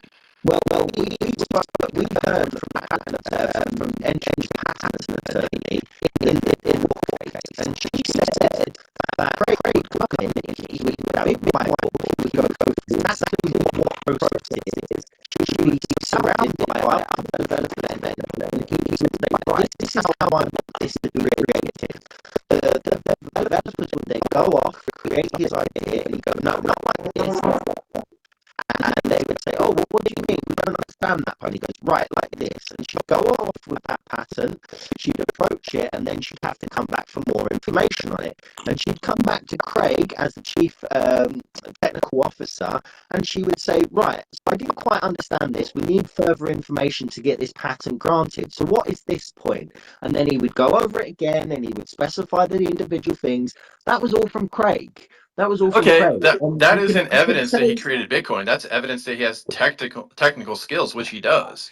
It's evidence that he created BSV, and BSV is as the white paper states. So either Craig has got personal contact with Satoshi Nakamoto, and he just DMs him every night. Hey, buddy, what about this SPV? I'm a bit unsure about Merkle Okay, Tree. great. Like, Can you explain so that a this bit is more this to is all me? like this is like this is like causation. Like he's provided zero evidence that he's Satoshi Nakamoto, and he had the chance to in court, Let and he me. didn't do it. What would be Can I the interject, evidence? please? What would be the evidence that you would have needed?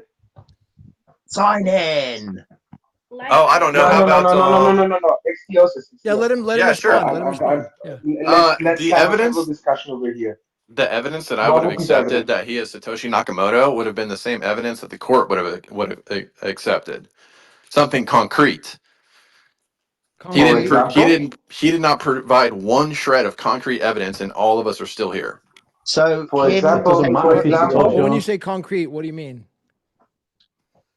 Well, things like how about in 2006 he can prove that he started working on something, that he time-stamped something. I mean, he created a timestamp ledger. Why didn't he timestamp something to prove that he created the network?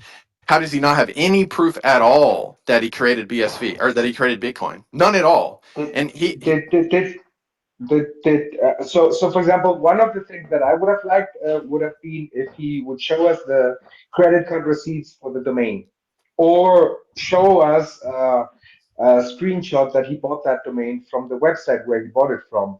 However, that website has been working for 15 years, and the minute that that trial comes up, the website goes offline. Sorry, the minute that the lawyers come into his account, the website goes offline. I mean, That's Yeah, one. the he minute didn't even have like That evidence that of he didn't the even have minute evidence of that a conversation. Like I was sitting at a table with my wife in 2006, and I said, "Hey, I'm going to create a cool internet money protocol." Like well, nothing at all, Did he? Did you zero so follow? shreds. those Yeah, all witnesses the in the witnesses. Did trials you were follow the all trial? lying. Yeah, Well, it because Yeah, doesn't I matter if know. he's Satoshi. It doesn't matter. excuses. Then I have another. Then I would have I mean, you another could one discredit the where I would witnesses, have but said, they were all there. So wait a minute, wait a minute. Then I would have another one where I would have accepted it as sufficient evidence, which would have been if Craig would have, well, if he can't sign because the Genesis block, yada, yada, yada, no key, and he can't do that, but he can show us how, I would have accepted that. However, our unbiased, I have to reaffirm this, our unbiased Judge Meller said, court adjourned, we'll see each other tomorrow when that situation happened. Okay, So like you can that claim a evidence also works. conspiracy. You can claim a conspiracy, but like those claims are moot in front of concrete evidence. Okay, how I'm about not claiming. 4 month I'm look, look, look, look, sentence? look, look, look, look. Excuses. I'm not claiming any conspiracy. We know Yeah, Judge you Meller just did said he's twice. not biased. Wait a minute. Judge Meller said he's not biased. Judge Arnold confirmed he's not biased. So from the law standpoint, none of them are biased. I'm looking now at the witness evidence of the experts. Now I have an expert that had a 6-week course what's his face in not in cryptography Forensics. in Forensic. forensics and Yeah. has a Microsoft certified expert course, which I also have. So I know how high that bar is. Yeah, it's a multiple choice question and 6 weeks of just looking at some papers. That's one. Yeah, that expert says everything, all the evidence is bullshit because of the metadata. Yeah, that's one. Although he doesn't know what Citrix is. Yeah, that's one expert. And then we have a professor, a professor in cryptography saying, well, Craig can actually do state level attacks not seen in the wild. Yeah. So I'm going like, okay, fine. So these two extremes are there. Judge Meller is not biased. Judge Meller is not letting him show how the signing would be done. Uh, yeah, no, he's not Satoshi. And the trial is definitely not biased. I don't see what the problem is. So, Extiosis, I'm with you on this one. Craig is not Satoshi. Yeah. And he didn't do Okay. shit. And the line numbers of 90 million transactions per day, that's all spam. Yeah, because it's not actually money moving. Nice. That is the current Let me situation where I am right now. let me go It's to fucking bizarro world. let me go to Riley, Crypto Voyager, and then we'll go to Light. And so Riley, you got your hand up. Go ahead. Yeah, I was just going to say, like, Craig actually got a chance to speak after sentence had been passed, and basically he just said that all he wants to do is produce a blockchain as per the Bitcoin white paper that can scale and can implement microtransactions. And he said he will not stop doing that, and it doesn't matter what it takes. That's what he's going to do. So it was quite a good monologue for maybe a minute or two. So that's his passion. Like, it doesn't matter who Satoshi is. That's finished with. Like, we can just forget about that. There's no point in talking about that. And if we've got Light there, the Terranode guy, why don't we let him speak instead of arguing Yeah. amongst ourselves? No, I agree. Yeah. So hey, Light, can you talk? Unmute. He's so light, I can't hear him. Bummer. Casey, can you hear him? No, I can't. That's terrible because I really wanted to hear from Oh, him. he was going to say the magic word too. It was the perfect timing. One, Oh, one sec. Like, if you want, you can send me some PMs in Slack, and I will convey what you're saying. But I will say the gist of what I'm going to guess what he was going to say, but he can correct me in a second. Is that Craig has been involved in Terranode. He was involved a lot more at the beginning of Terranode. Terranode wouldn't have got off the ground without Craig, like helping and explaining how it was supposed to be built. Transactions are not spam, silly person. They are transactions, no matter how low the value. Um, so that's your. Has Craig ever brought anything to the table? Yes, he's brought Terranode, which I keep bringing this up with people who are anti-Bitcoin. Is that there's one person in the world who understood how SPV works and how it's supposed to work and how to actually implement it. And that one person out of 8 billion plus is Craig. So this is sorry, Lights just PM to me. 1 trillion transactions cleared in 11 days. 100% it was because Craig guided the Terranode team, and he Can we doesn't know why also, his mic isn't working.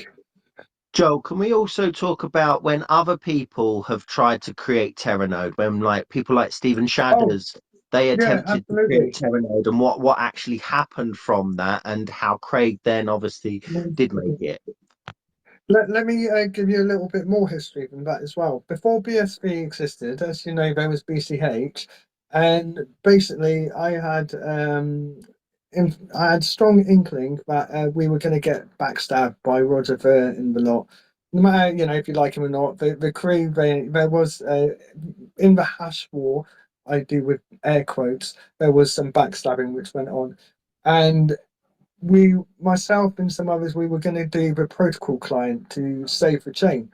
And I insisted to Craig multiple times in that he needs to, get his team to get BSV, well, not BSV, I didn't have a name, I just said get a node ready because in case something shitty happens. And he had to tell the his team to sort it out. At first, Steve was refusing to do it. I kept on at Craig, and Craig managed to basically say, look, get it done to Steve. And so Steve did get the note done and everything. And so, yes, there would have been the protocol client, which I swear to you would no way have done the job properly. It would have been a real skeleton hack job. So without Craig being there, BS3 really would not have existed, and things might have failed. And yeah, the second thing was that Steve basically cock-blocked the whole bloody sector for 5 to 6 years. He wasn't doing what Craig was instructing him to do because Steve was thinking that he was a dev god king and that he was better than everyone. Eventually, as you all know, Steve got replaced and things took like 1 year, 1.5 years, and then Terranode's chugging along so much better. So yeah, that's another massive reason why Bitcoin has succeeded because of Craig. So you're saying Bitcoin is scaling then? Because I just heard it wasn't scaling and it was a failure. BSV was not scaling at all. It depends on your perspective of scale. And I know a lot of the core lot think that high transaction fees and high value pumped up by Tether equals scaling, whereas there's those of us who believe in the original vision, which is microtransactions. We're talking like tenth of a thousand of a cent and lower for the transaction fee, and for everyone in the world to be able to use the actual technology. We think that's scaling. So yeah, depends on your perspective of scaling. For just the rich and the elite, sure, BTC. And a Ponzi scheme, sure, it's scaling in the direction of a Ponzi scheme. Well done, guys. But for global peer-to-peer electronic cash, then yes, we have scaling hands down.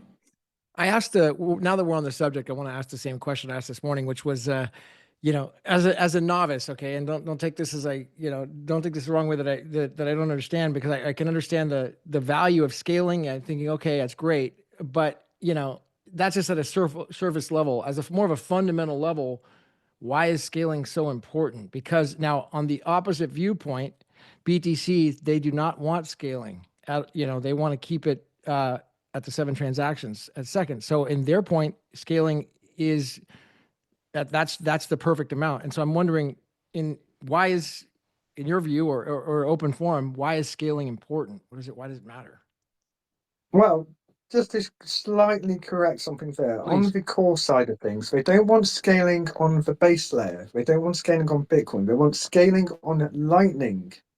So the reason they don't want scaling on Bitcoin is because they want to try and force everyone onto LN so that the banks in Blockstream can act as the intermediaries and they can reintroduce middlemen. What we have also now. so they can have it. So like what we have now with banks where we go. Yeah. Rent seekers, where they can just sit there and make money off other people. Whereas, we were trying to we are bringing it to the world, where everyone can actually be their own bank and there's no rent seekers and people can connect. It's about connectivity. Dude, that's absolutely monumental. It's monumental. I mean, if you're telling me that it's going to scale or is scaling without the rent seekers, without the middlemen, that's like the dream of freedom. Yeah, in my opinion. I'm going to bring back to the triple ledger and the single ledger. So when the single ledger came about, trade around the world increased. Everyone got richer. When the double ledger came out, there was at first, again, people who fought against it. And you can find this in history books. And they were like, oh, it's a big scam. It's a big scam, double ledger. And a big reason for that was because there was a lot of criminal activity could be possible on the single ledger. eventually, after I think it was 1 to 2 generations, maybe more, the double ledger became like all over Europe and everywhere. And again, everyone became a lot richer because you increase trust in the economic system. When you increase trust, there's a lot more honest trade, and trade increases. So now, one of the things Bitcoin is, most of you are probably aware of, is the triple ledger potential, and which is basically Bitcoin. And when you can do that, and then again, when it's properly adopted, you will increase wealth for everyone. But that doesn't happen at low use. That only happens at scale when you are using it properly. And the other reason for scale, to get back to your original question, is because of the halving. You know, every halving, you need a certain amount of transactions and a certain amount of use. Otherwise, people are going to drop off. It's like, because BTC doesn't have scaling in use, they have to increase the value so that the payoff for miners per block is it pays for their electricity and their staff and everything else, all their expenditure. So you've got to increase either the transaction fees, so everyone's paying like 50 quid per transaction, or you increase the value so that the subsidy will make up for it, and hence the tether pumping and everything to keep the miners. Otherwise, miners turn off their machines. And the same is true with microtransactions. You have to have scale so that the miners, because what's supposed to happen is the transaction fees is supposed to replace the subsidy over time. And eventually you will have millions of transactions when the subsidy drops down. And yes, the value will still go up of Bitcoin, BSV, but the transaction fees will eventually take over the subsidy. I've seen some charts, and I don't know if I saved them.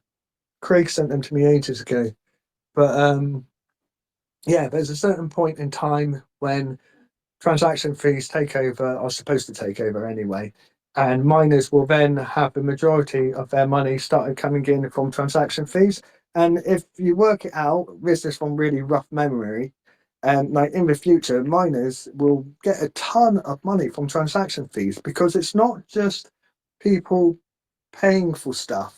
I think there's an average of like 10 transactions a day people make monetarily.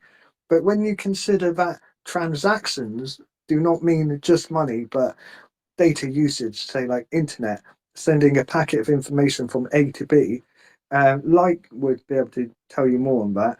And there's a ton of activity and a ton of transactions. When you consider transactions, it's just information. And all of that is monetary income for miners. Riley's had his hand up for ages. If you want to give the floor to him. Riley Cyrus. Hi. Yeah, I was just checking on the BSV Terranode Discord channel, and Light put a post up yesterday saying, just for your information, I work on the Terranode team, and my statement was that I'm guessing someone's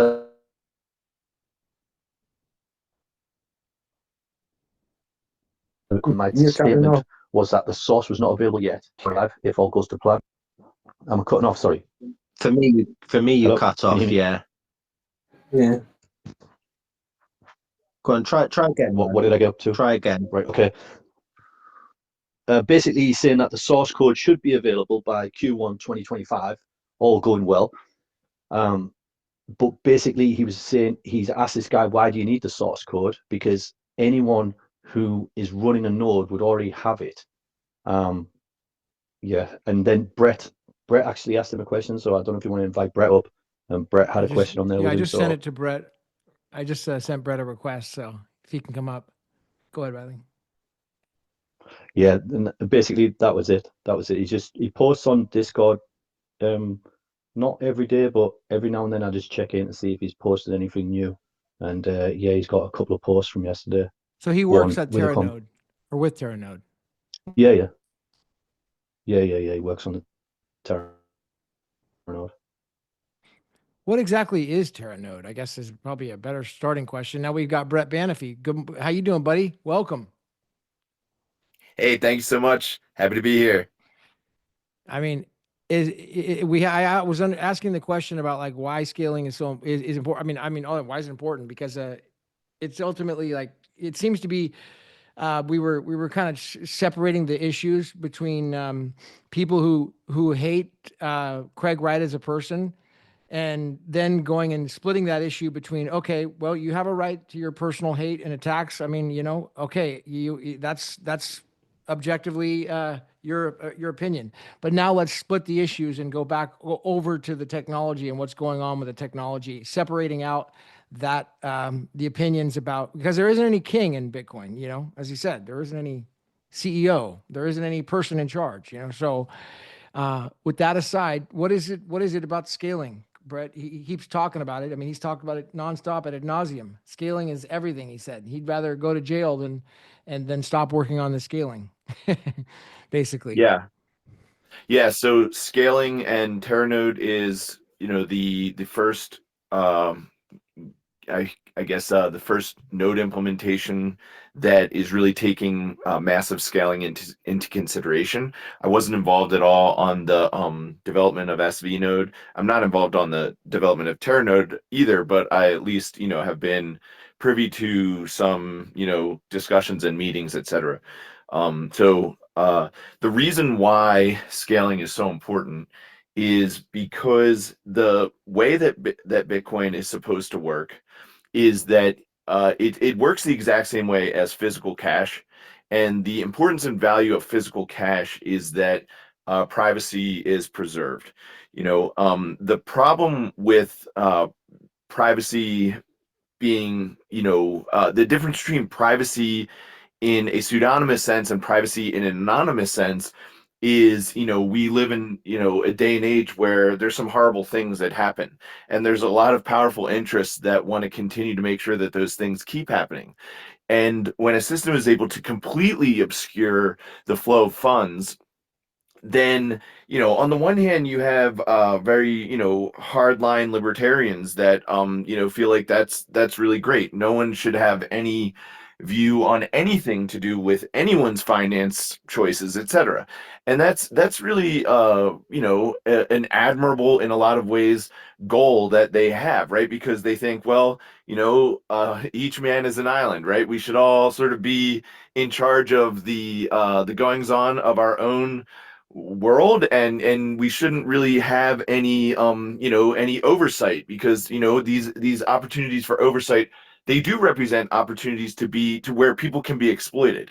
So it's in very real sense, it's admirable that they're wanting to limit the amount of oversight. If you just look at an example of egregious oversight, you could look at like the things that were exposed with Snowden and stuff like that, where you just have the three-letter agencies just spying on all information going across the entire internet.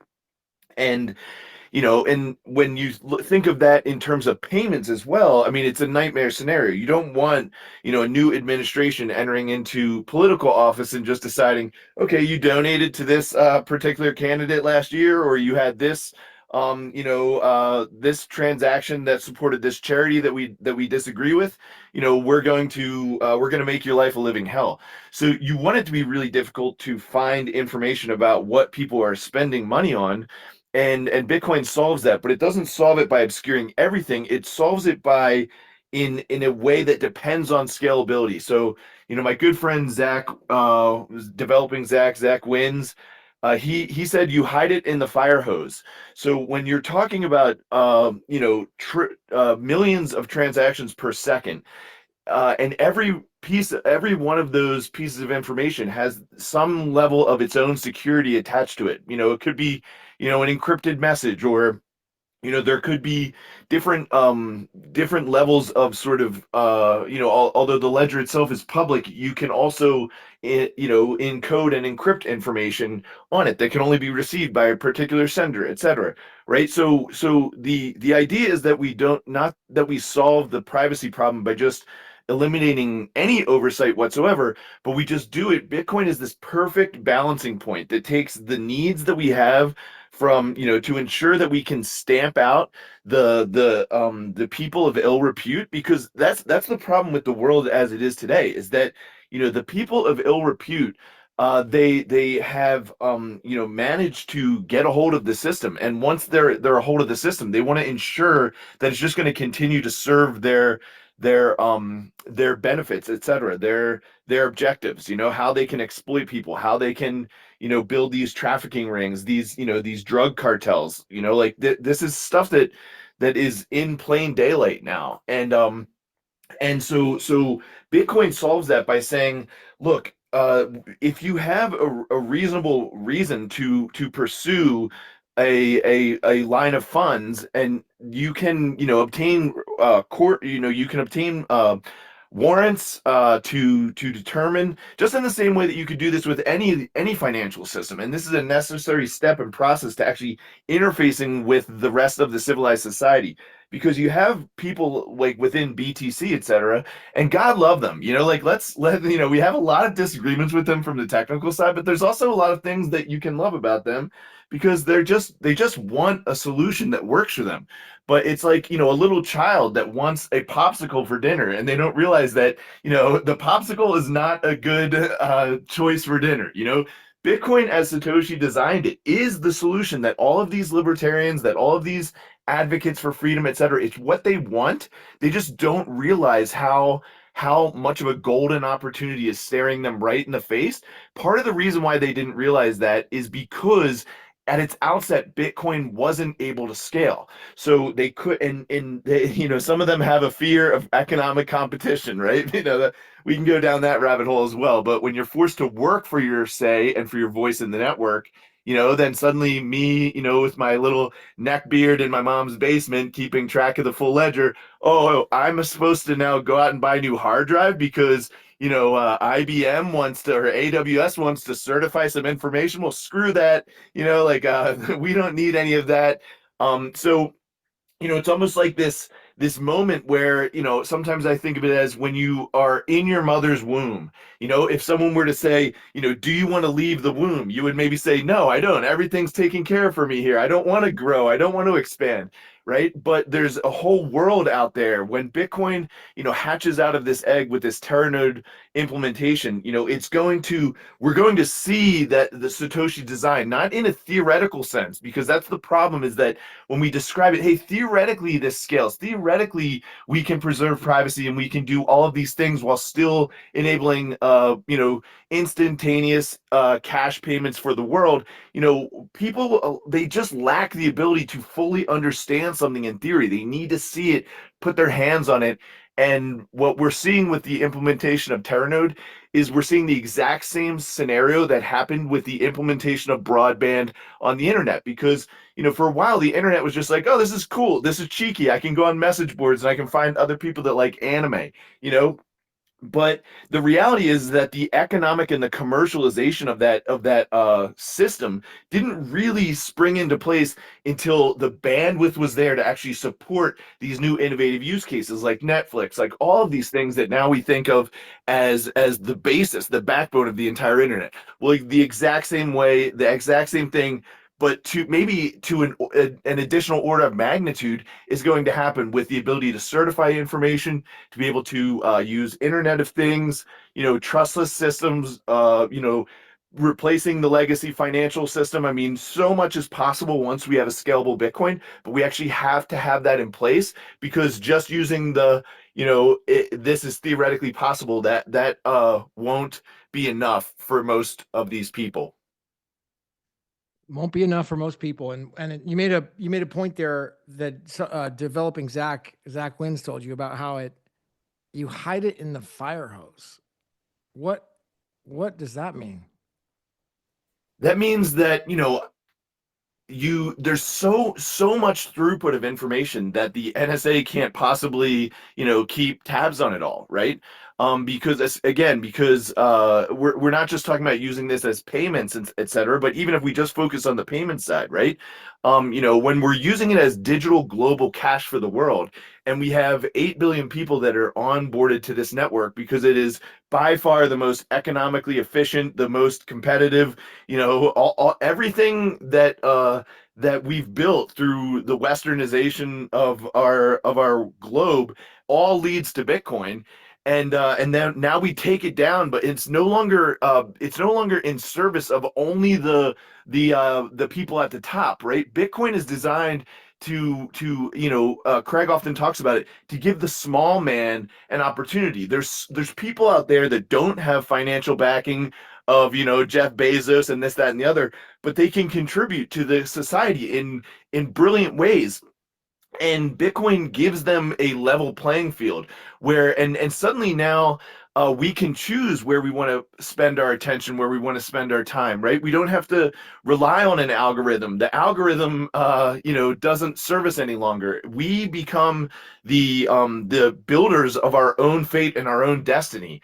And we do this by exchanging information with each other, peer to peer, securely, verifying information, and we basically cut cut it off at the root, the rot of the global technocratic truth, the truth courts that are going to tell us what's right and what's wrong. And we Bitcoin enables us to build a system where we take charge of our own futures, we don't depend on these centralized services and centralized agencies, because what those centralized services and agencies do, that can be replaced.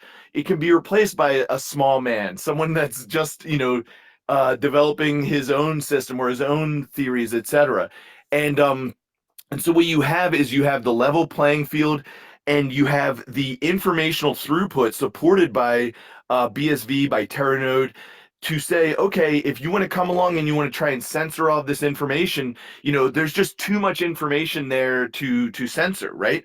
And no longer does the information, Craig talks a lot about the mesh networks of the internet. So in order for packets to get delivered through the internet, they have to go through this gateway protocol where I move through my service providers, and then there's a trusted layer at the top of the internet that's routing all traffic, right? So we move away from this routing traffic through a trusted layer process, and we move towards what Craig describes as the small world network, where basically it's what you always describe, Gavin. This is what I always say, is that these are technical terms, and sometimes it takes a long time to understand the way in which these make sense from a technical perspective. But these are age-old concepts. This is what you always describe, Gavin, as relationship capital. That's the same thing as a small world network. This is, hey, this is my neighbor. I've lived next to him for 20 years. I can vouch this guy's a good guy. You know what I mean? And we build this small world network. And now, we don't need to go through a centralized party to determine, is my neighbor a good guy or not? We have the ability to exchange not just money, but data and information with each other peer to peer. And we have the ability to certify that information. And we have the ability to ensure that that information that has been certified has never been changed. So I could make a certification about some information, and then on the blockchain, and then literally 10,000 years from now, 150 generations of my family can look back and see exactly what I felt about that particular moment in time, etc. This is really about building a global truth ledger, and so you don't get rid of the three-letter agencies. What you do is you make it so that that they just can't compete. It's the exact same way that you get rid of state-owned monopolies or things like this, right? You just open up the market. So say, okay, yeah, you want to be a state-owned monopoly that does all this, okay, but just compete with the free market. And if you can provide a better service, and if you can provide all this, then great, go ahead. Well, you're providing a better product. That's the value of capitalism. So Bitcoin just enables this on like a extreme turbo scale, where you can actually provide services as low as 10,000th of a penny, all the way up to, again, like billions of dollars, etc. Locked in smart contracts, all of these things. And it is going to completely reshape the entire world as we know it. Nice. That's beautiful, Brett. Let's go over to one Scott 369 BSV. You're up. Yeah, I just wanted to ask Brett a question. Great point, by the way. I loved everything you said there. You talk about sort of, hiding in the fire hose, i.e., hiding the drop in the massive stream of water, and I love that analogy. And thank you to Zach for creating that analogy.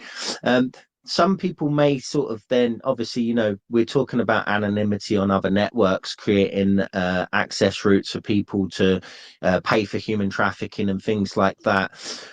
Being that BSV can sort of hide in the pure volume of transactions, does that then mean that when we have real world investigations, i.e., okay, this guy has been caught in a car, he's got drugs on him and things like that, does that then sort of turn that hose into a straw? Because of when you know somebody, when you've got a physical real world identity, you can then tie that to a blockchain address, and then you can find out what transactions they've done. It's anonymous when you're being good. It's not anonymous, sorry, it's private when you're being good, but then it becomes not private, it becomes completely 100% open when you're found in real world to be doing bad things. Yeah, yeah, absolutely. And there is elements of what you said that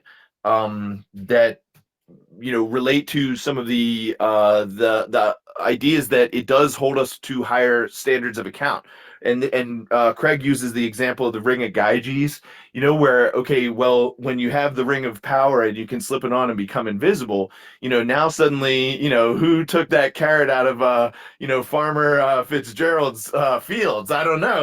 That could have been anybody, but that there's only one person in the town that has a ring that can make them invisible, right? So when we don't have that cloak of anonymity, we do have to have more accountability for our what we're doing to the shared community. And I will even say that to a large degree in my life, I was even more towards maybe the anonymity side is better, because it's like, in a perfect sense, if we were all acting good, then anonymity is totally fine, right? If we're all really civil people and everything like that, it's really just, it's not about that. It's just more about when anonymity can be used as a cloak for something that is truly evil and reprehensible, etc. So it's almost like it's the same example that of, like, the right to free speech or something like that, but there's a limit to that right, where you have to accept this small caveat that says, like, but you can't yell fire into a crowded building, right? So we accept that this small caveat is like, okay, we don't have perfect, anonymity would be perfect if we could ensure that it was always only used for good or whatever, but because we can't assure that, we have to accept this tiny, like, chink in our armor that just says, you know what, okay, instead of that, we'll be really private. Okay. And then Craig, the Bitcoin white paper really details how that is accomplished by, not reusing keys, and by, another thing that people don't really understand is, especially this relates to the topic of scalability, is that one of the first things I heard Craig say this one time. He said, okay, like, let's just say I complete a contract and I get paid $1 million. He said, the first thing I'm going to do is I'm going to take that $1 million and I'm going to split it into 10 million UTXOs or 100 million UTXOs. Each of those 100 million UTXOs now contains a penny, right? So, okay, we can make the assumption, like, we know the transaction that arrived, we saw that it hit, that it was given to Craig, because we know that he was the contractor. So we know specifically that UTXO belongs to Craig. But once it becomes 100 million UTXOs, we can assume they're all Craig's, but also, what if maybe he sent some as remittance to someone else, right? So we lose this level of, so this is, again, hiding it in the fire hose. It says, okay, well, if you are, like, trafficking, like, out of Iran or something like that, or if you're trafficking out of North Korea and things, and we want to spend, potentially hundreds of millions of dollars to figure out which of those pennies actually belong to you and which didn't, etc., then there's budgets for that. And it also leans back into Craig's whole model of, like, You don't solve these problems by creating like, a magic wand that the good witch Glinda is going to hit you with and suddenly make the world a better place. You make everything into these economic, practical decisions. So you say, okay, yes, we're kind of sure that this was used to buy a bag of weed or something like that, but like, are we going to spend $5 million to chase this guy down to see if this was actually his funds that bought this bag of weed? No, you're not. But there are probably potential situations or scenarios in the world where those flow funds would be worth $5 million to search.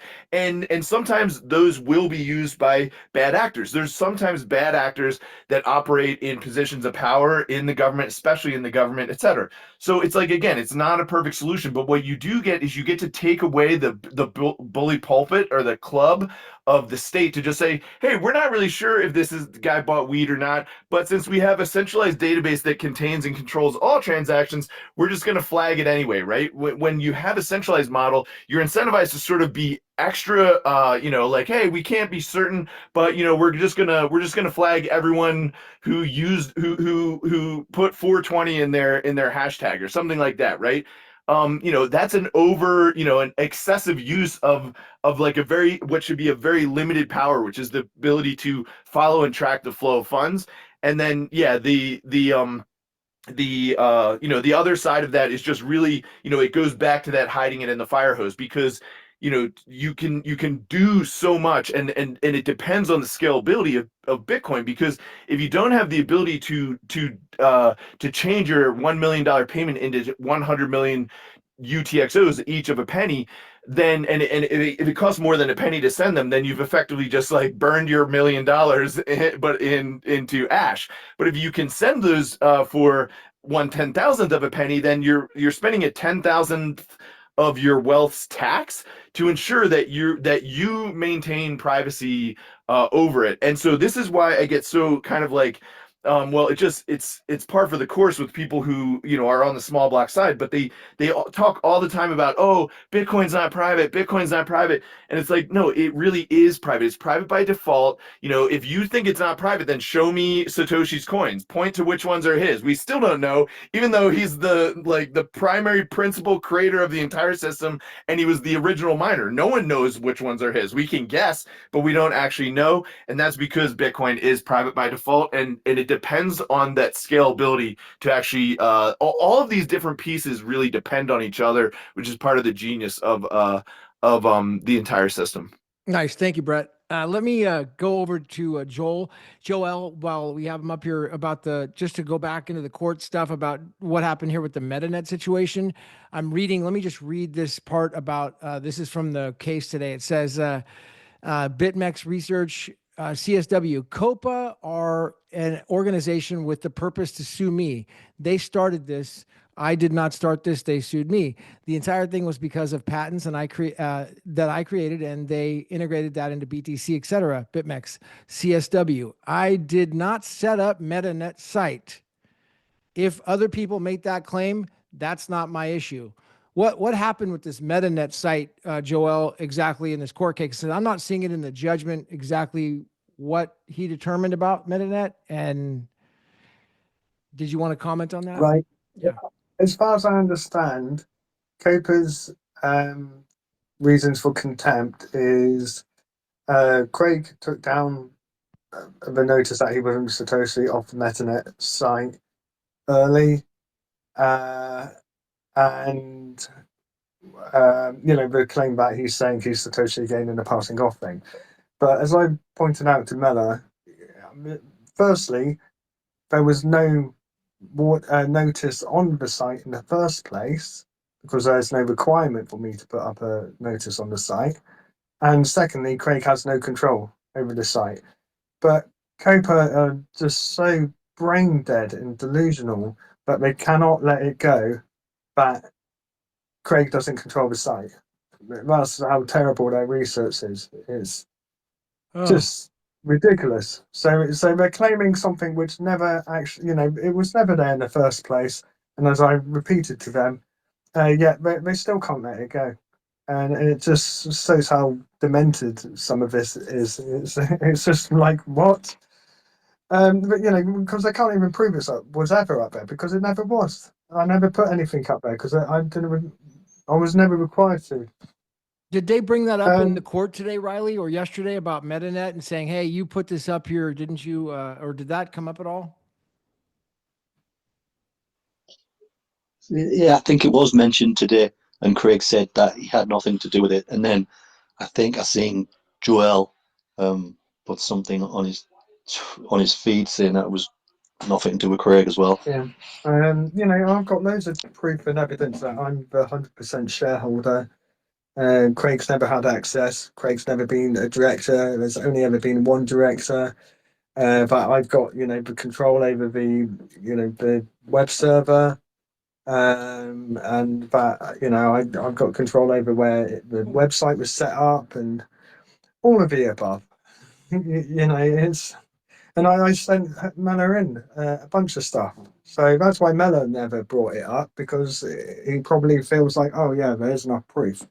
But I would be more than happy to, supply even more evidence that Craig has no control over it. But honestly, COPA, CDS in the extreme. That's what it is. Was that one of the findings, Scott, that why he was in contempt because of that? I believe there was three. I believe it was the removal of the notice on the CSW Wright page, which was done by the moniker LB. There was also the passing off case. I didn't see, but then the 3 points I saw turned into 5 points of contempt within the case. I only saw 3 points of contempt, and that was two parts of the passing off case being similar to the original case, and then the taking down of the notice. I guess maybe the taking down the notice encompassed MetaNet and it encompassed the CSW Twitter page, not CS Tominaga, the CS Wright Twitter page, but I only saw three. Okay. Nice. All right. So let me just go. Alex, you made a couple posts on if you're able to come up. You made a couple posts there, Alex Ravel, about the court and just any other stuff that you wanted to bring up here about this court case, and we can go over to any other subjects here. So what was the post that Casey, you just posted something about Alex, that how many judges? Oh, I see. It was Casey, you posted the Honorable Judge Miller, his honor Judge Haken, retired Judge Lord Justice Arnold, and then also Lord Justice Burse. All these people are program speakers at an event. What was that, Casey? I'm trying to see which one you're referring to. I don't That was remember. looks like if you go to the second, let's see, in the nest, it would have been the second, third, fourth. Maybe it's a ways down. Maybe like 10th or so in there.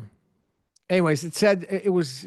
Oh, let's see. It was from Favel. Yeah, it was just my question of so obviously there's so many COPA members and people are connected to the passing off case specifically.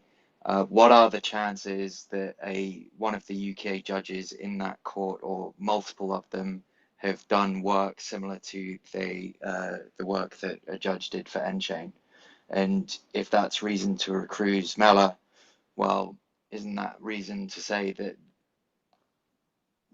the entire court is kind of a bit biased, especially like it just seems unreliable to say that they don't have some sort of connections to any one of these organizations.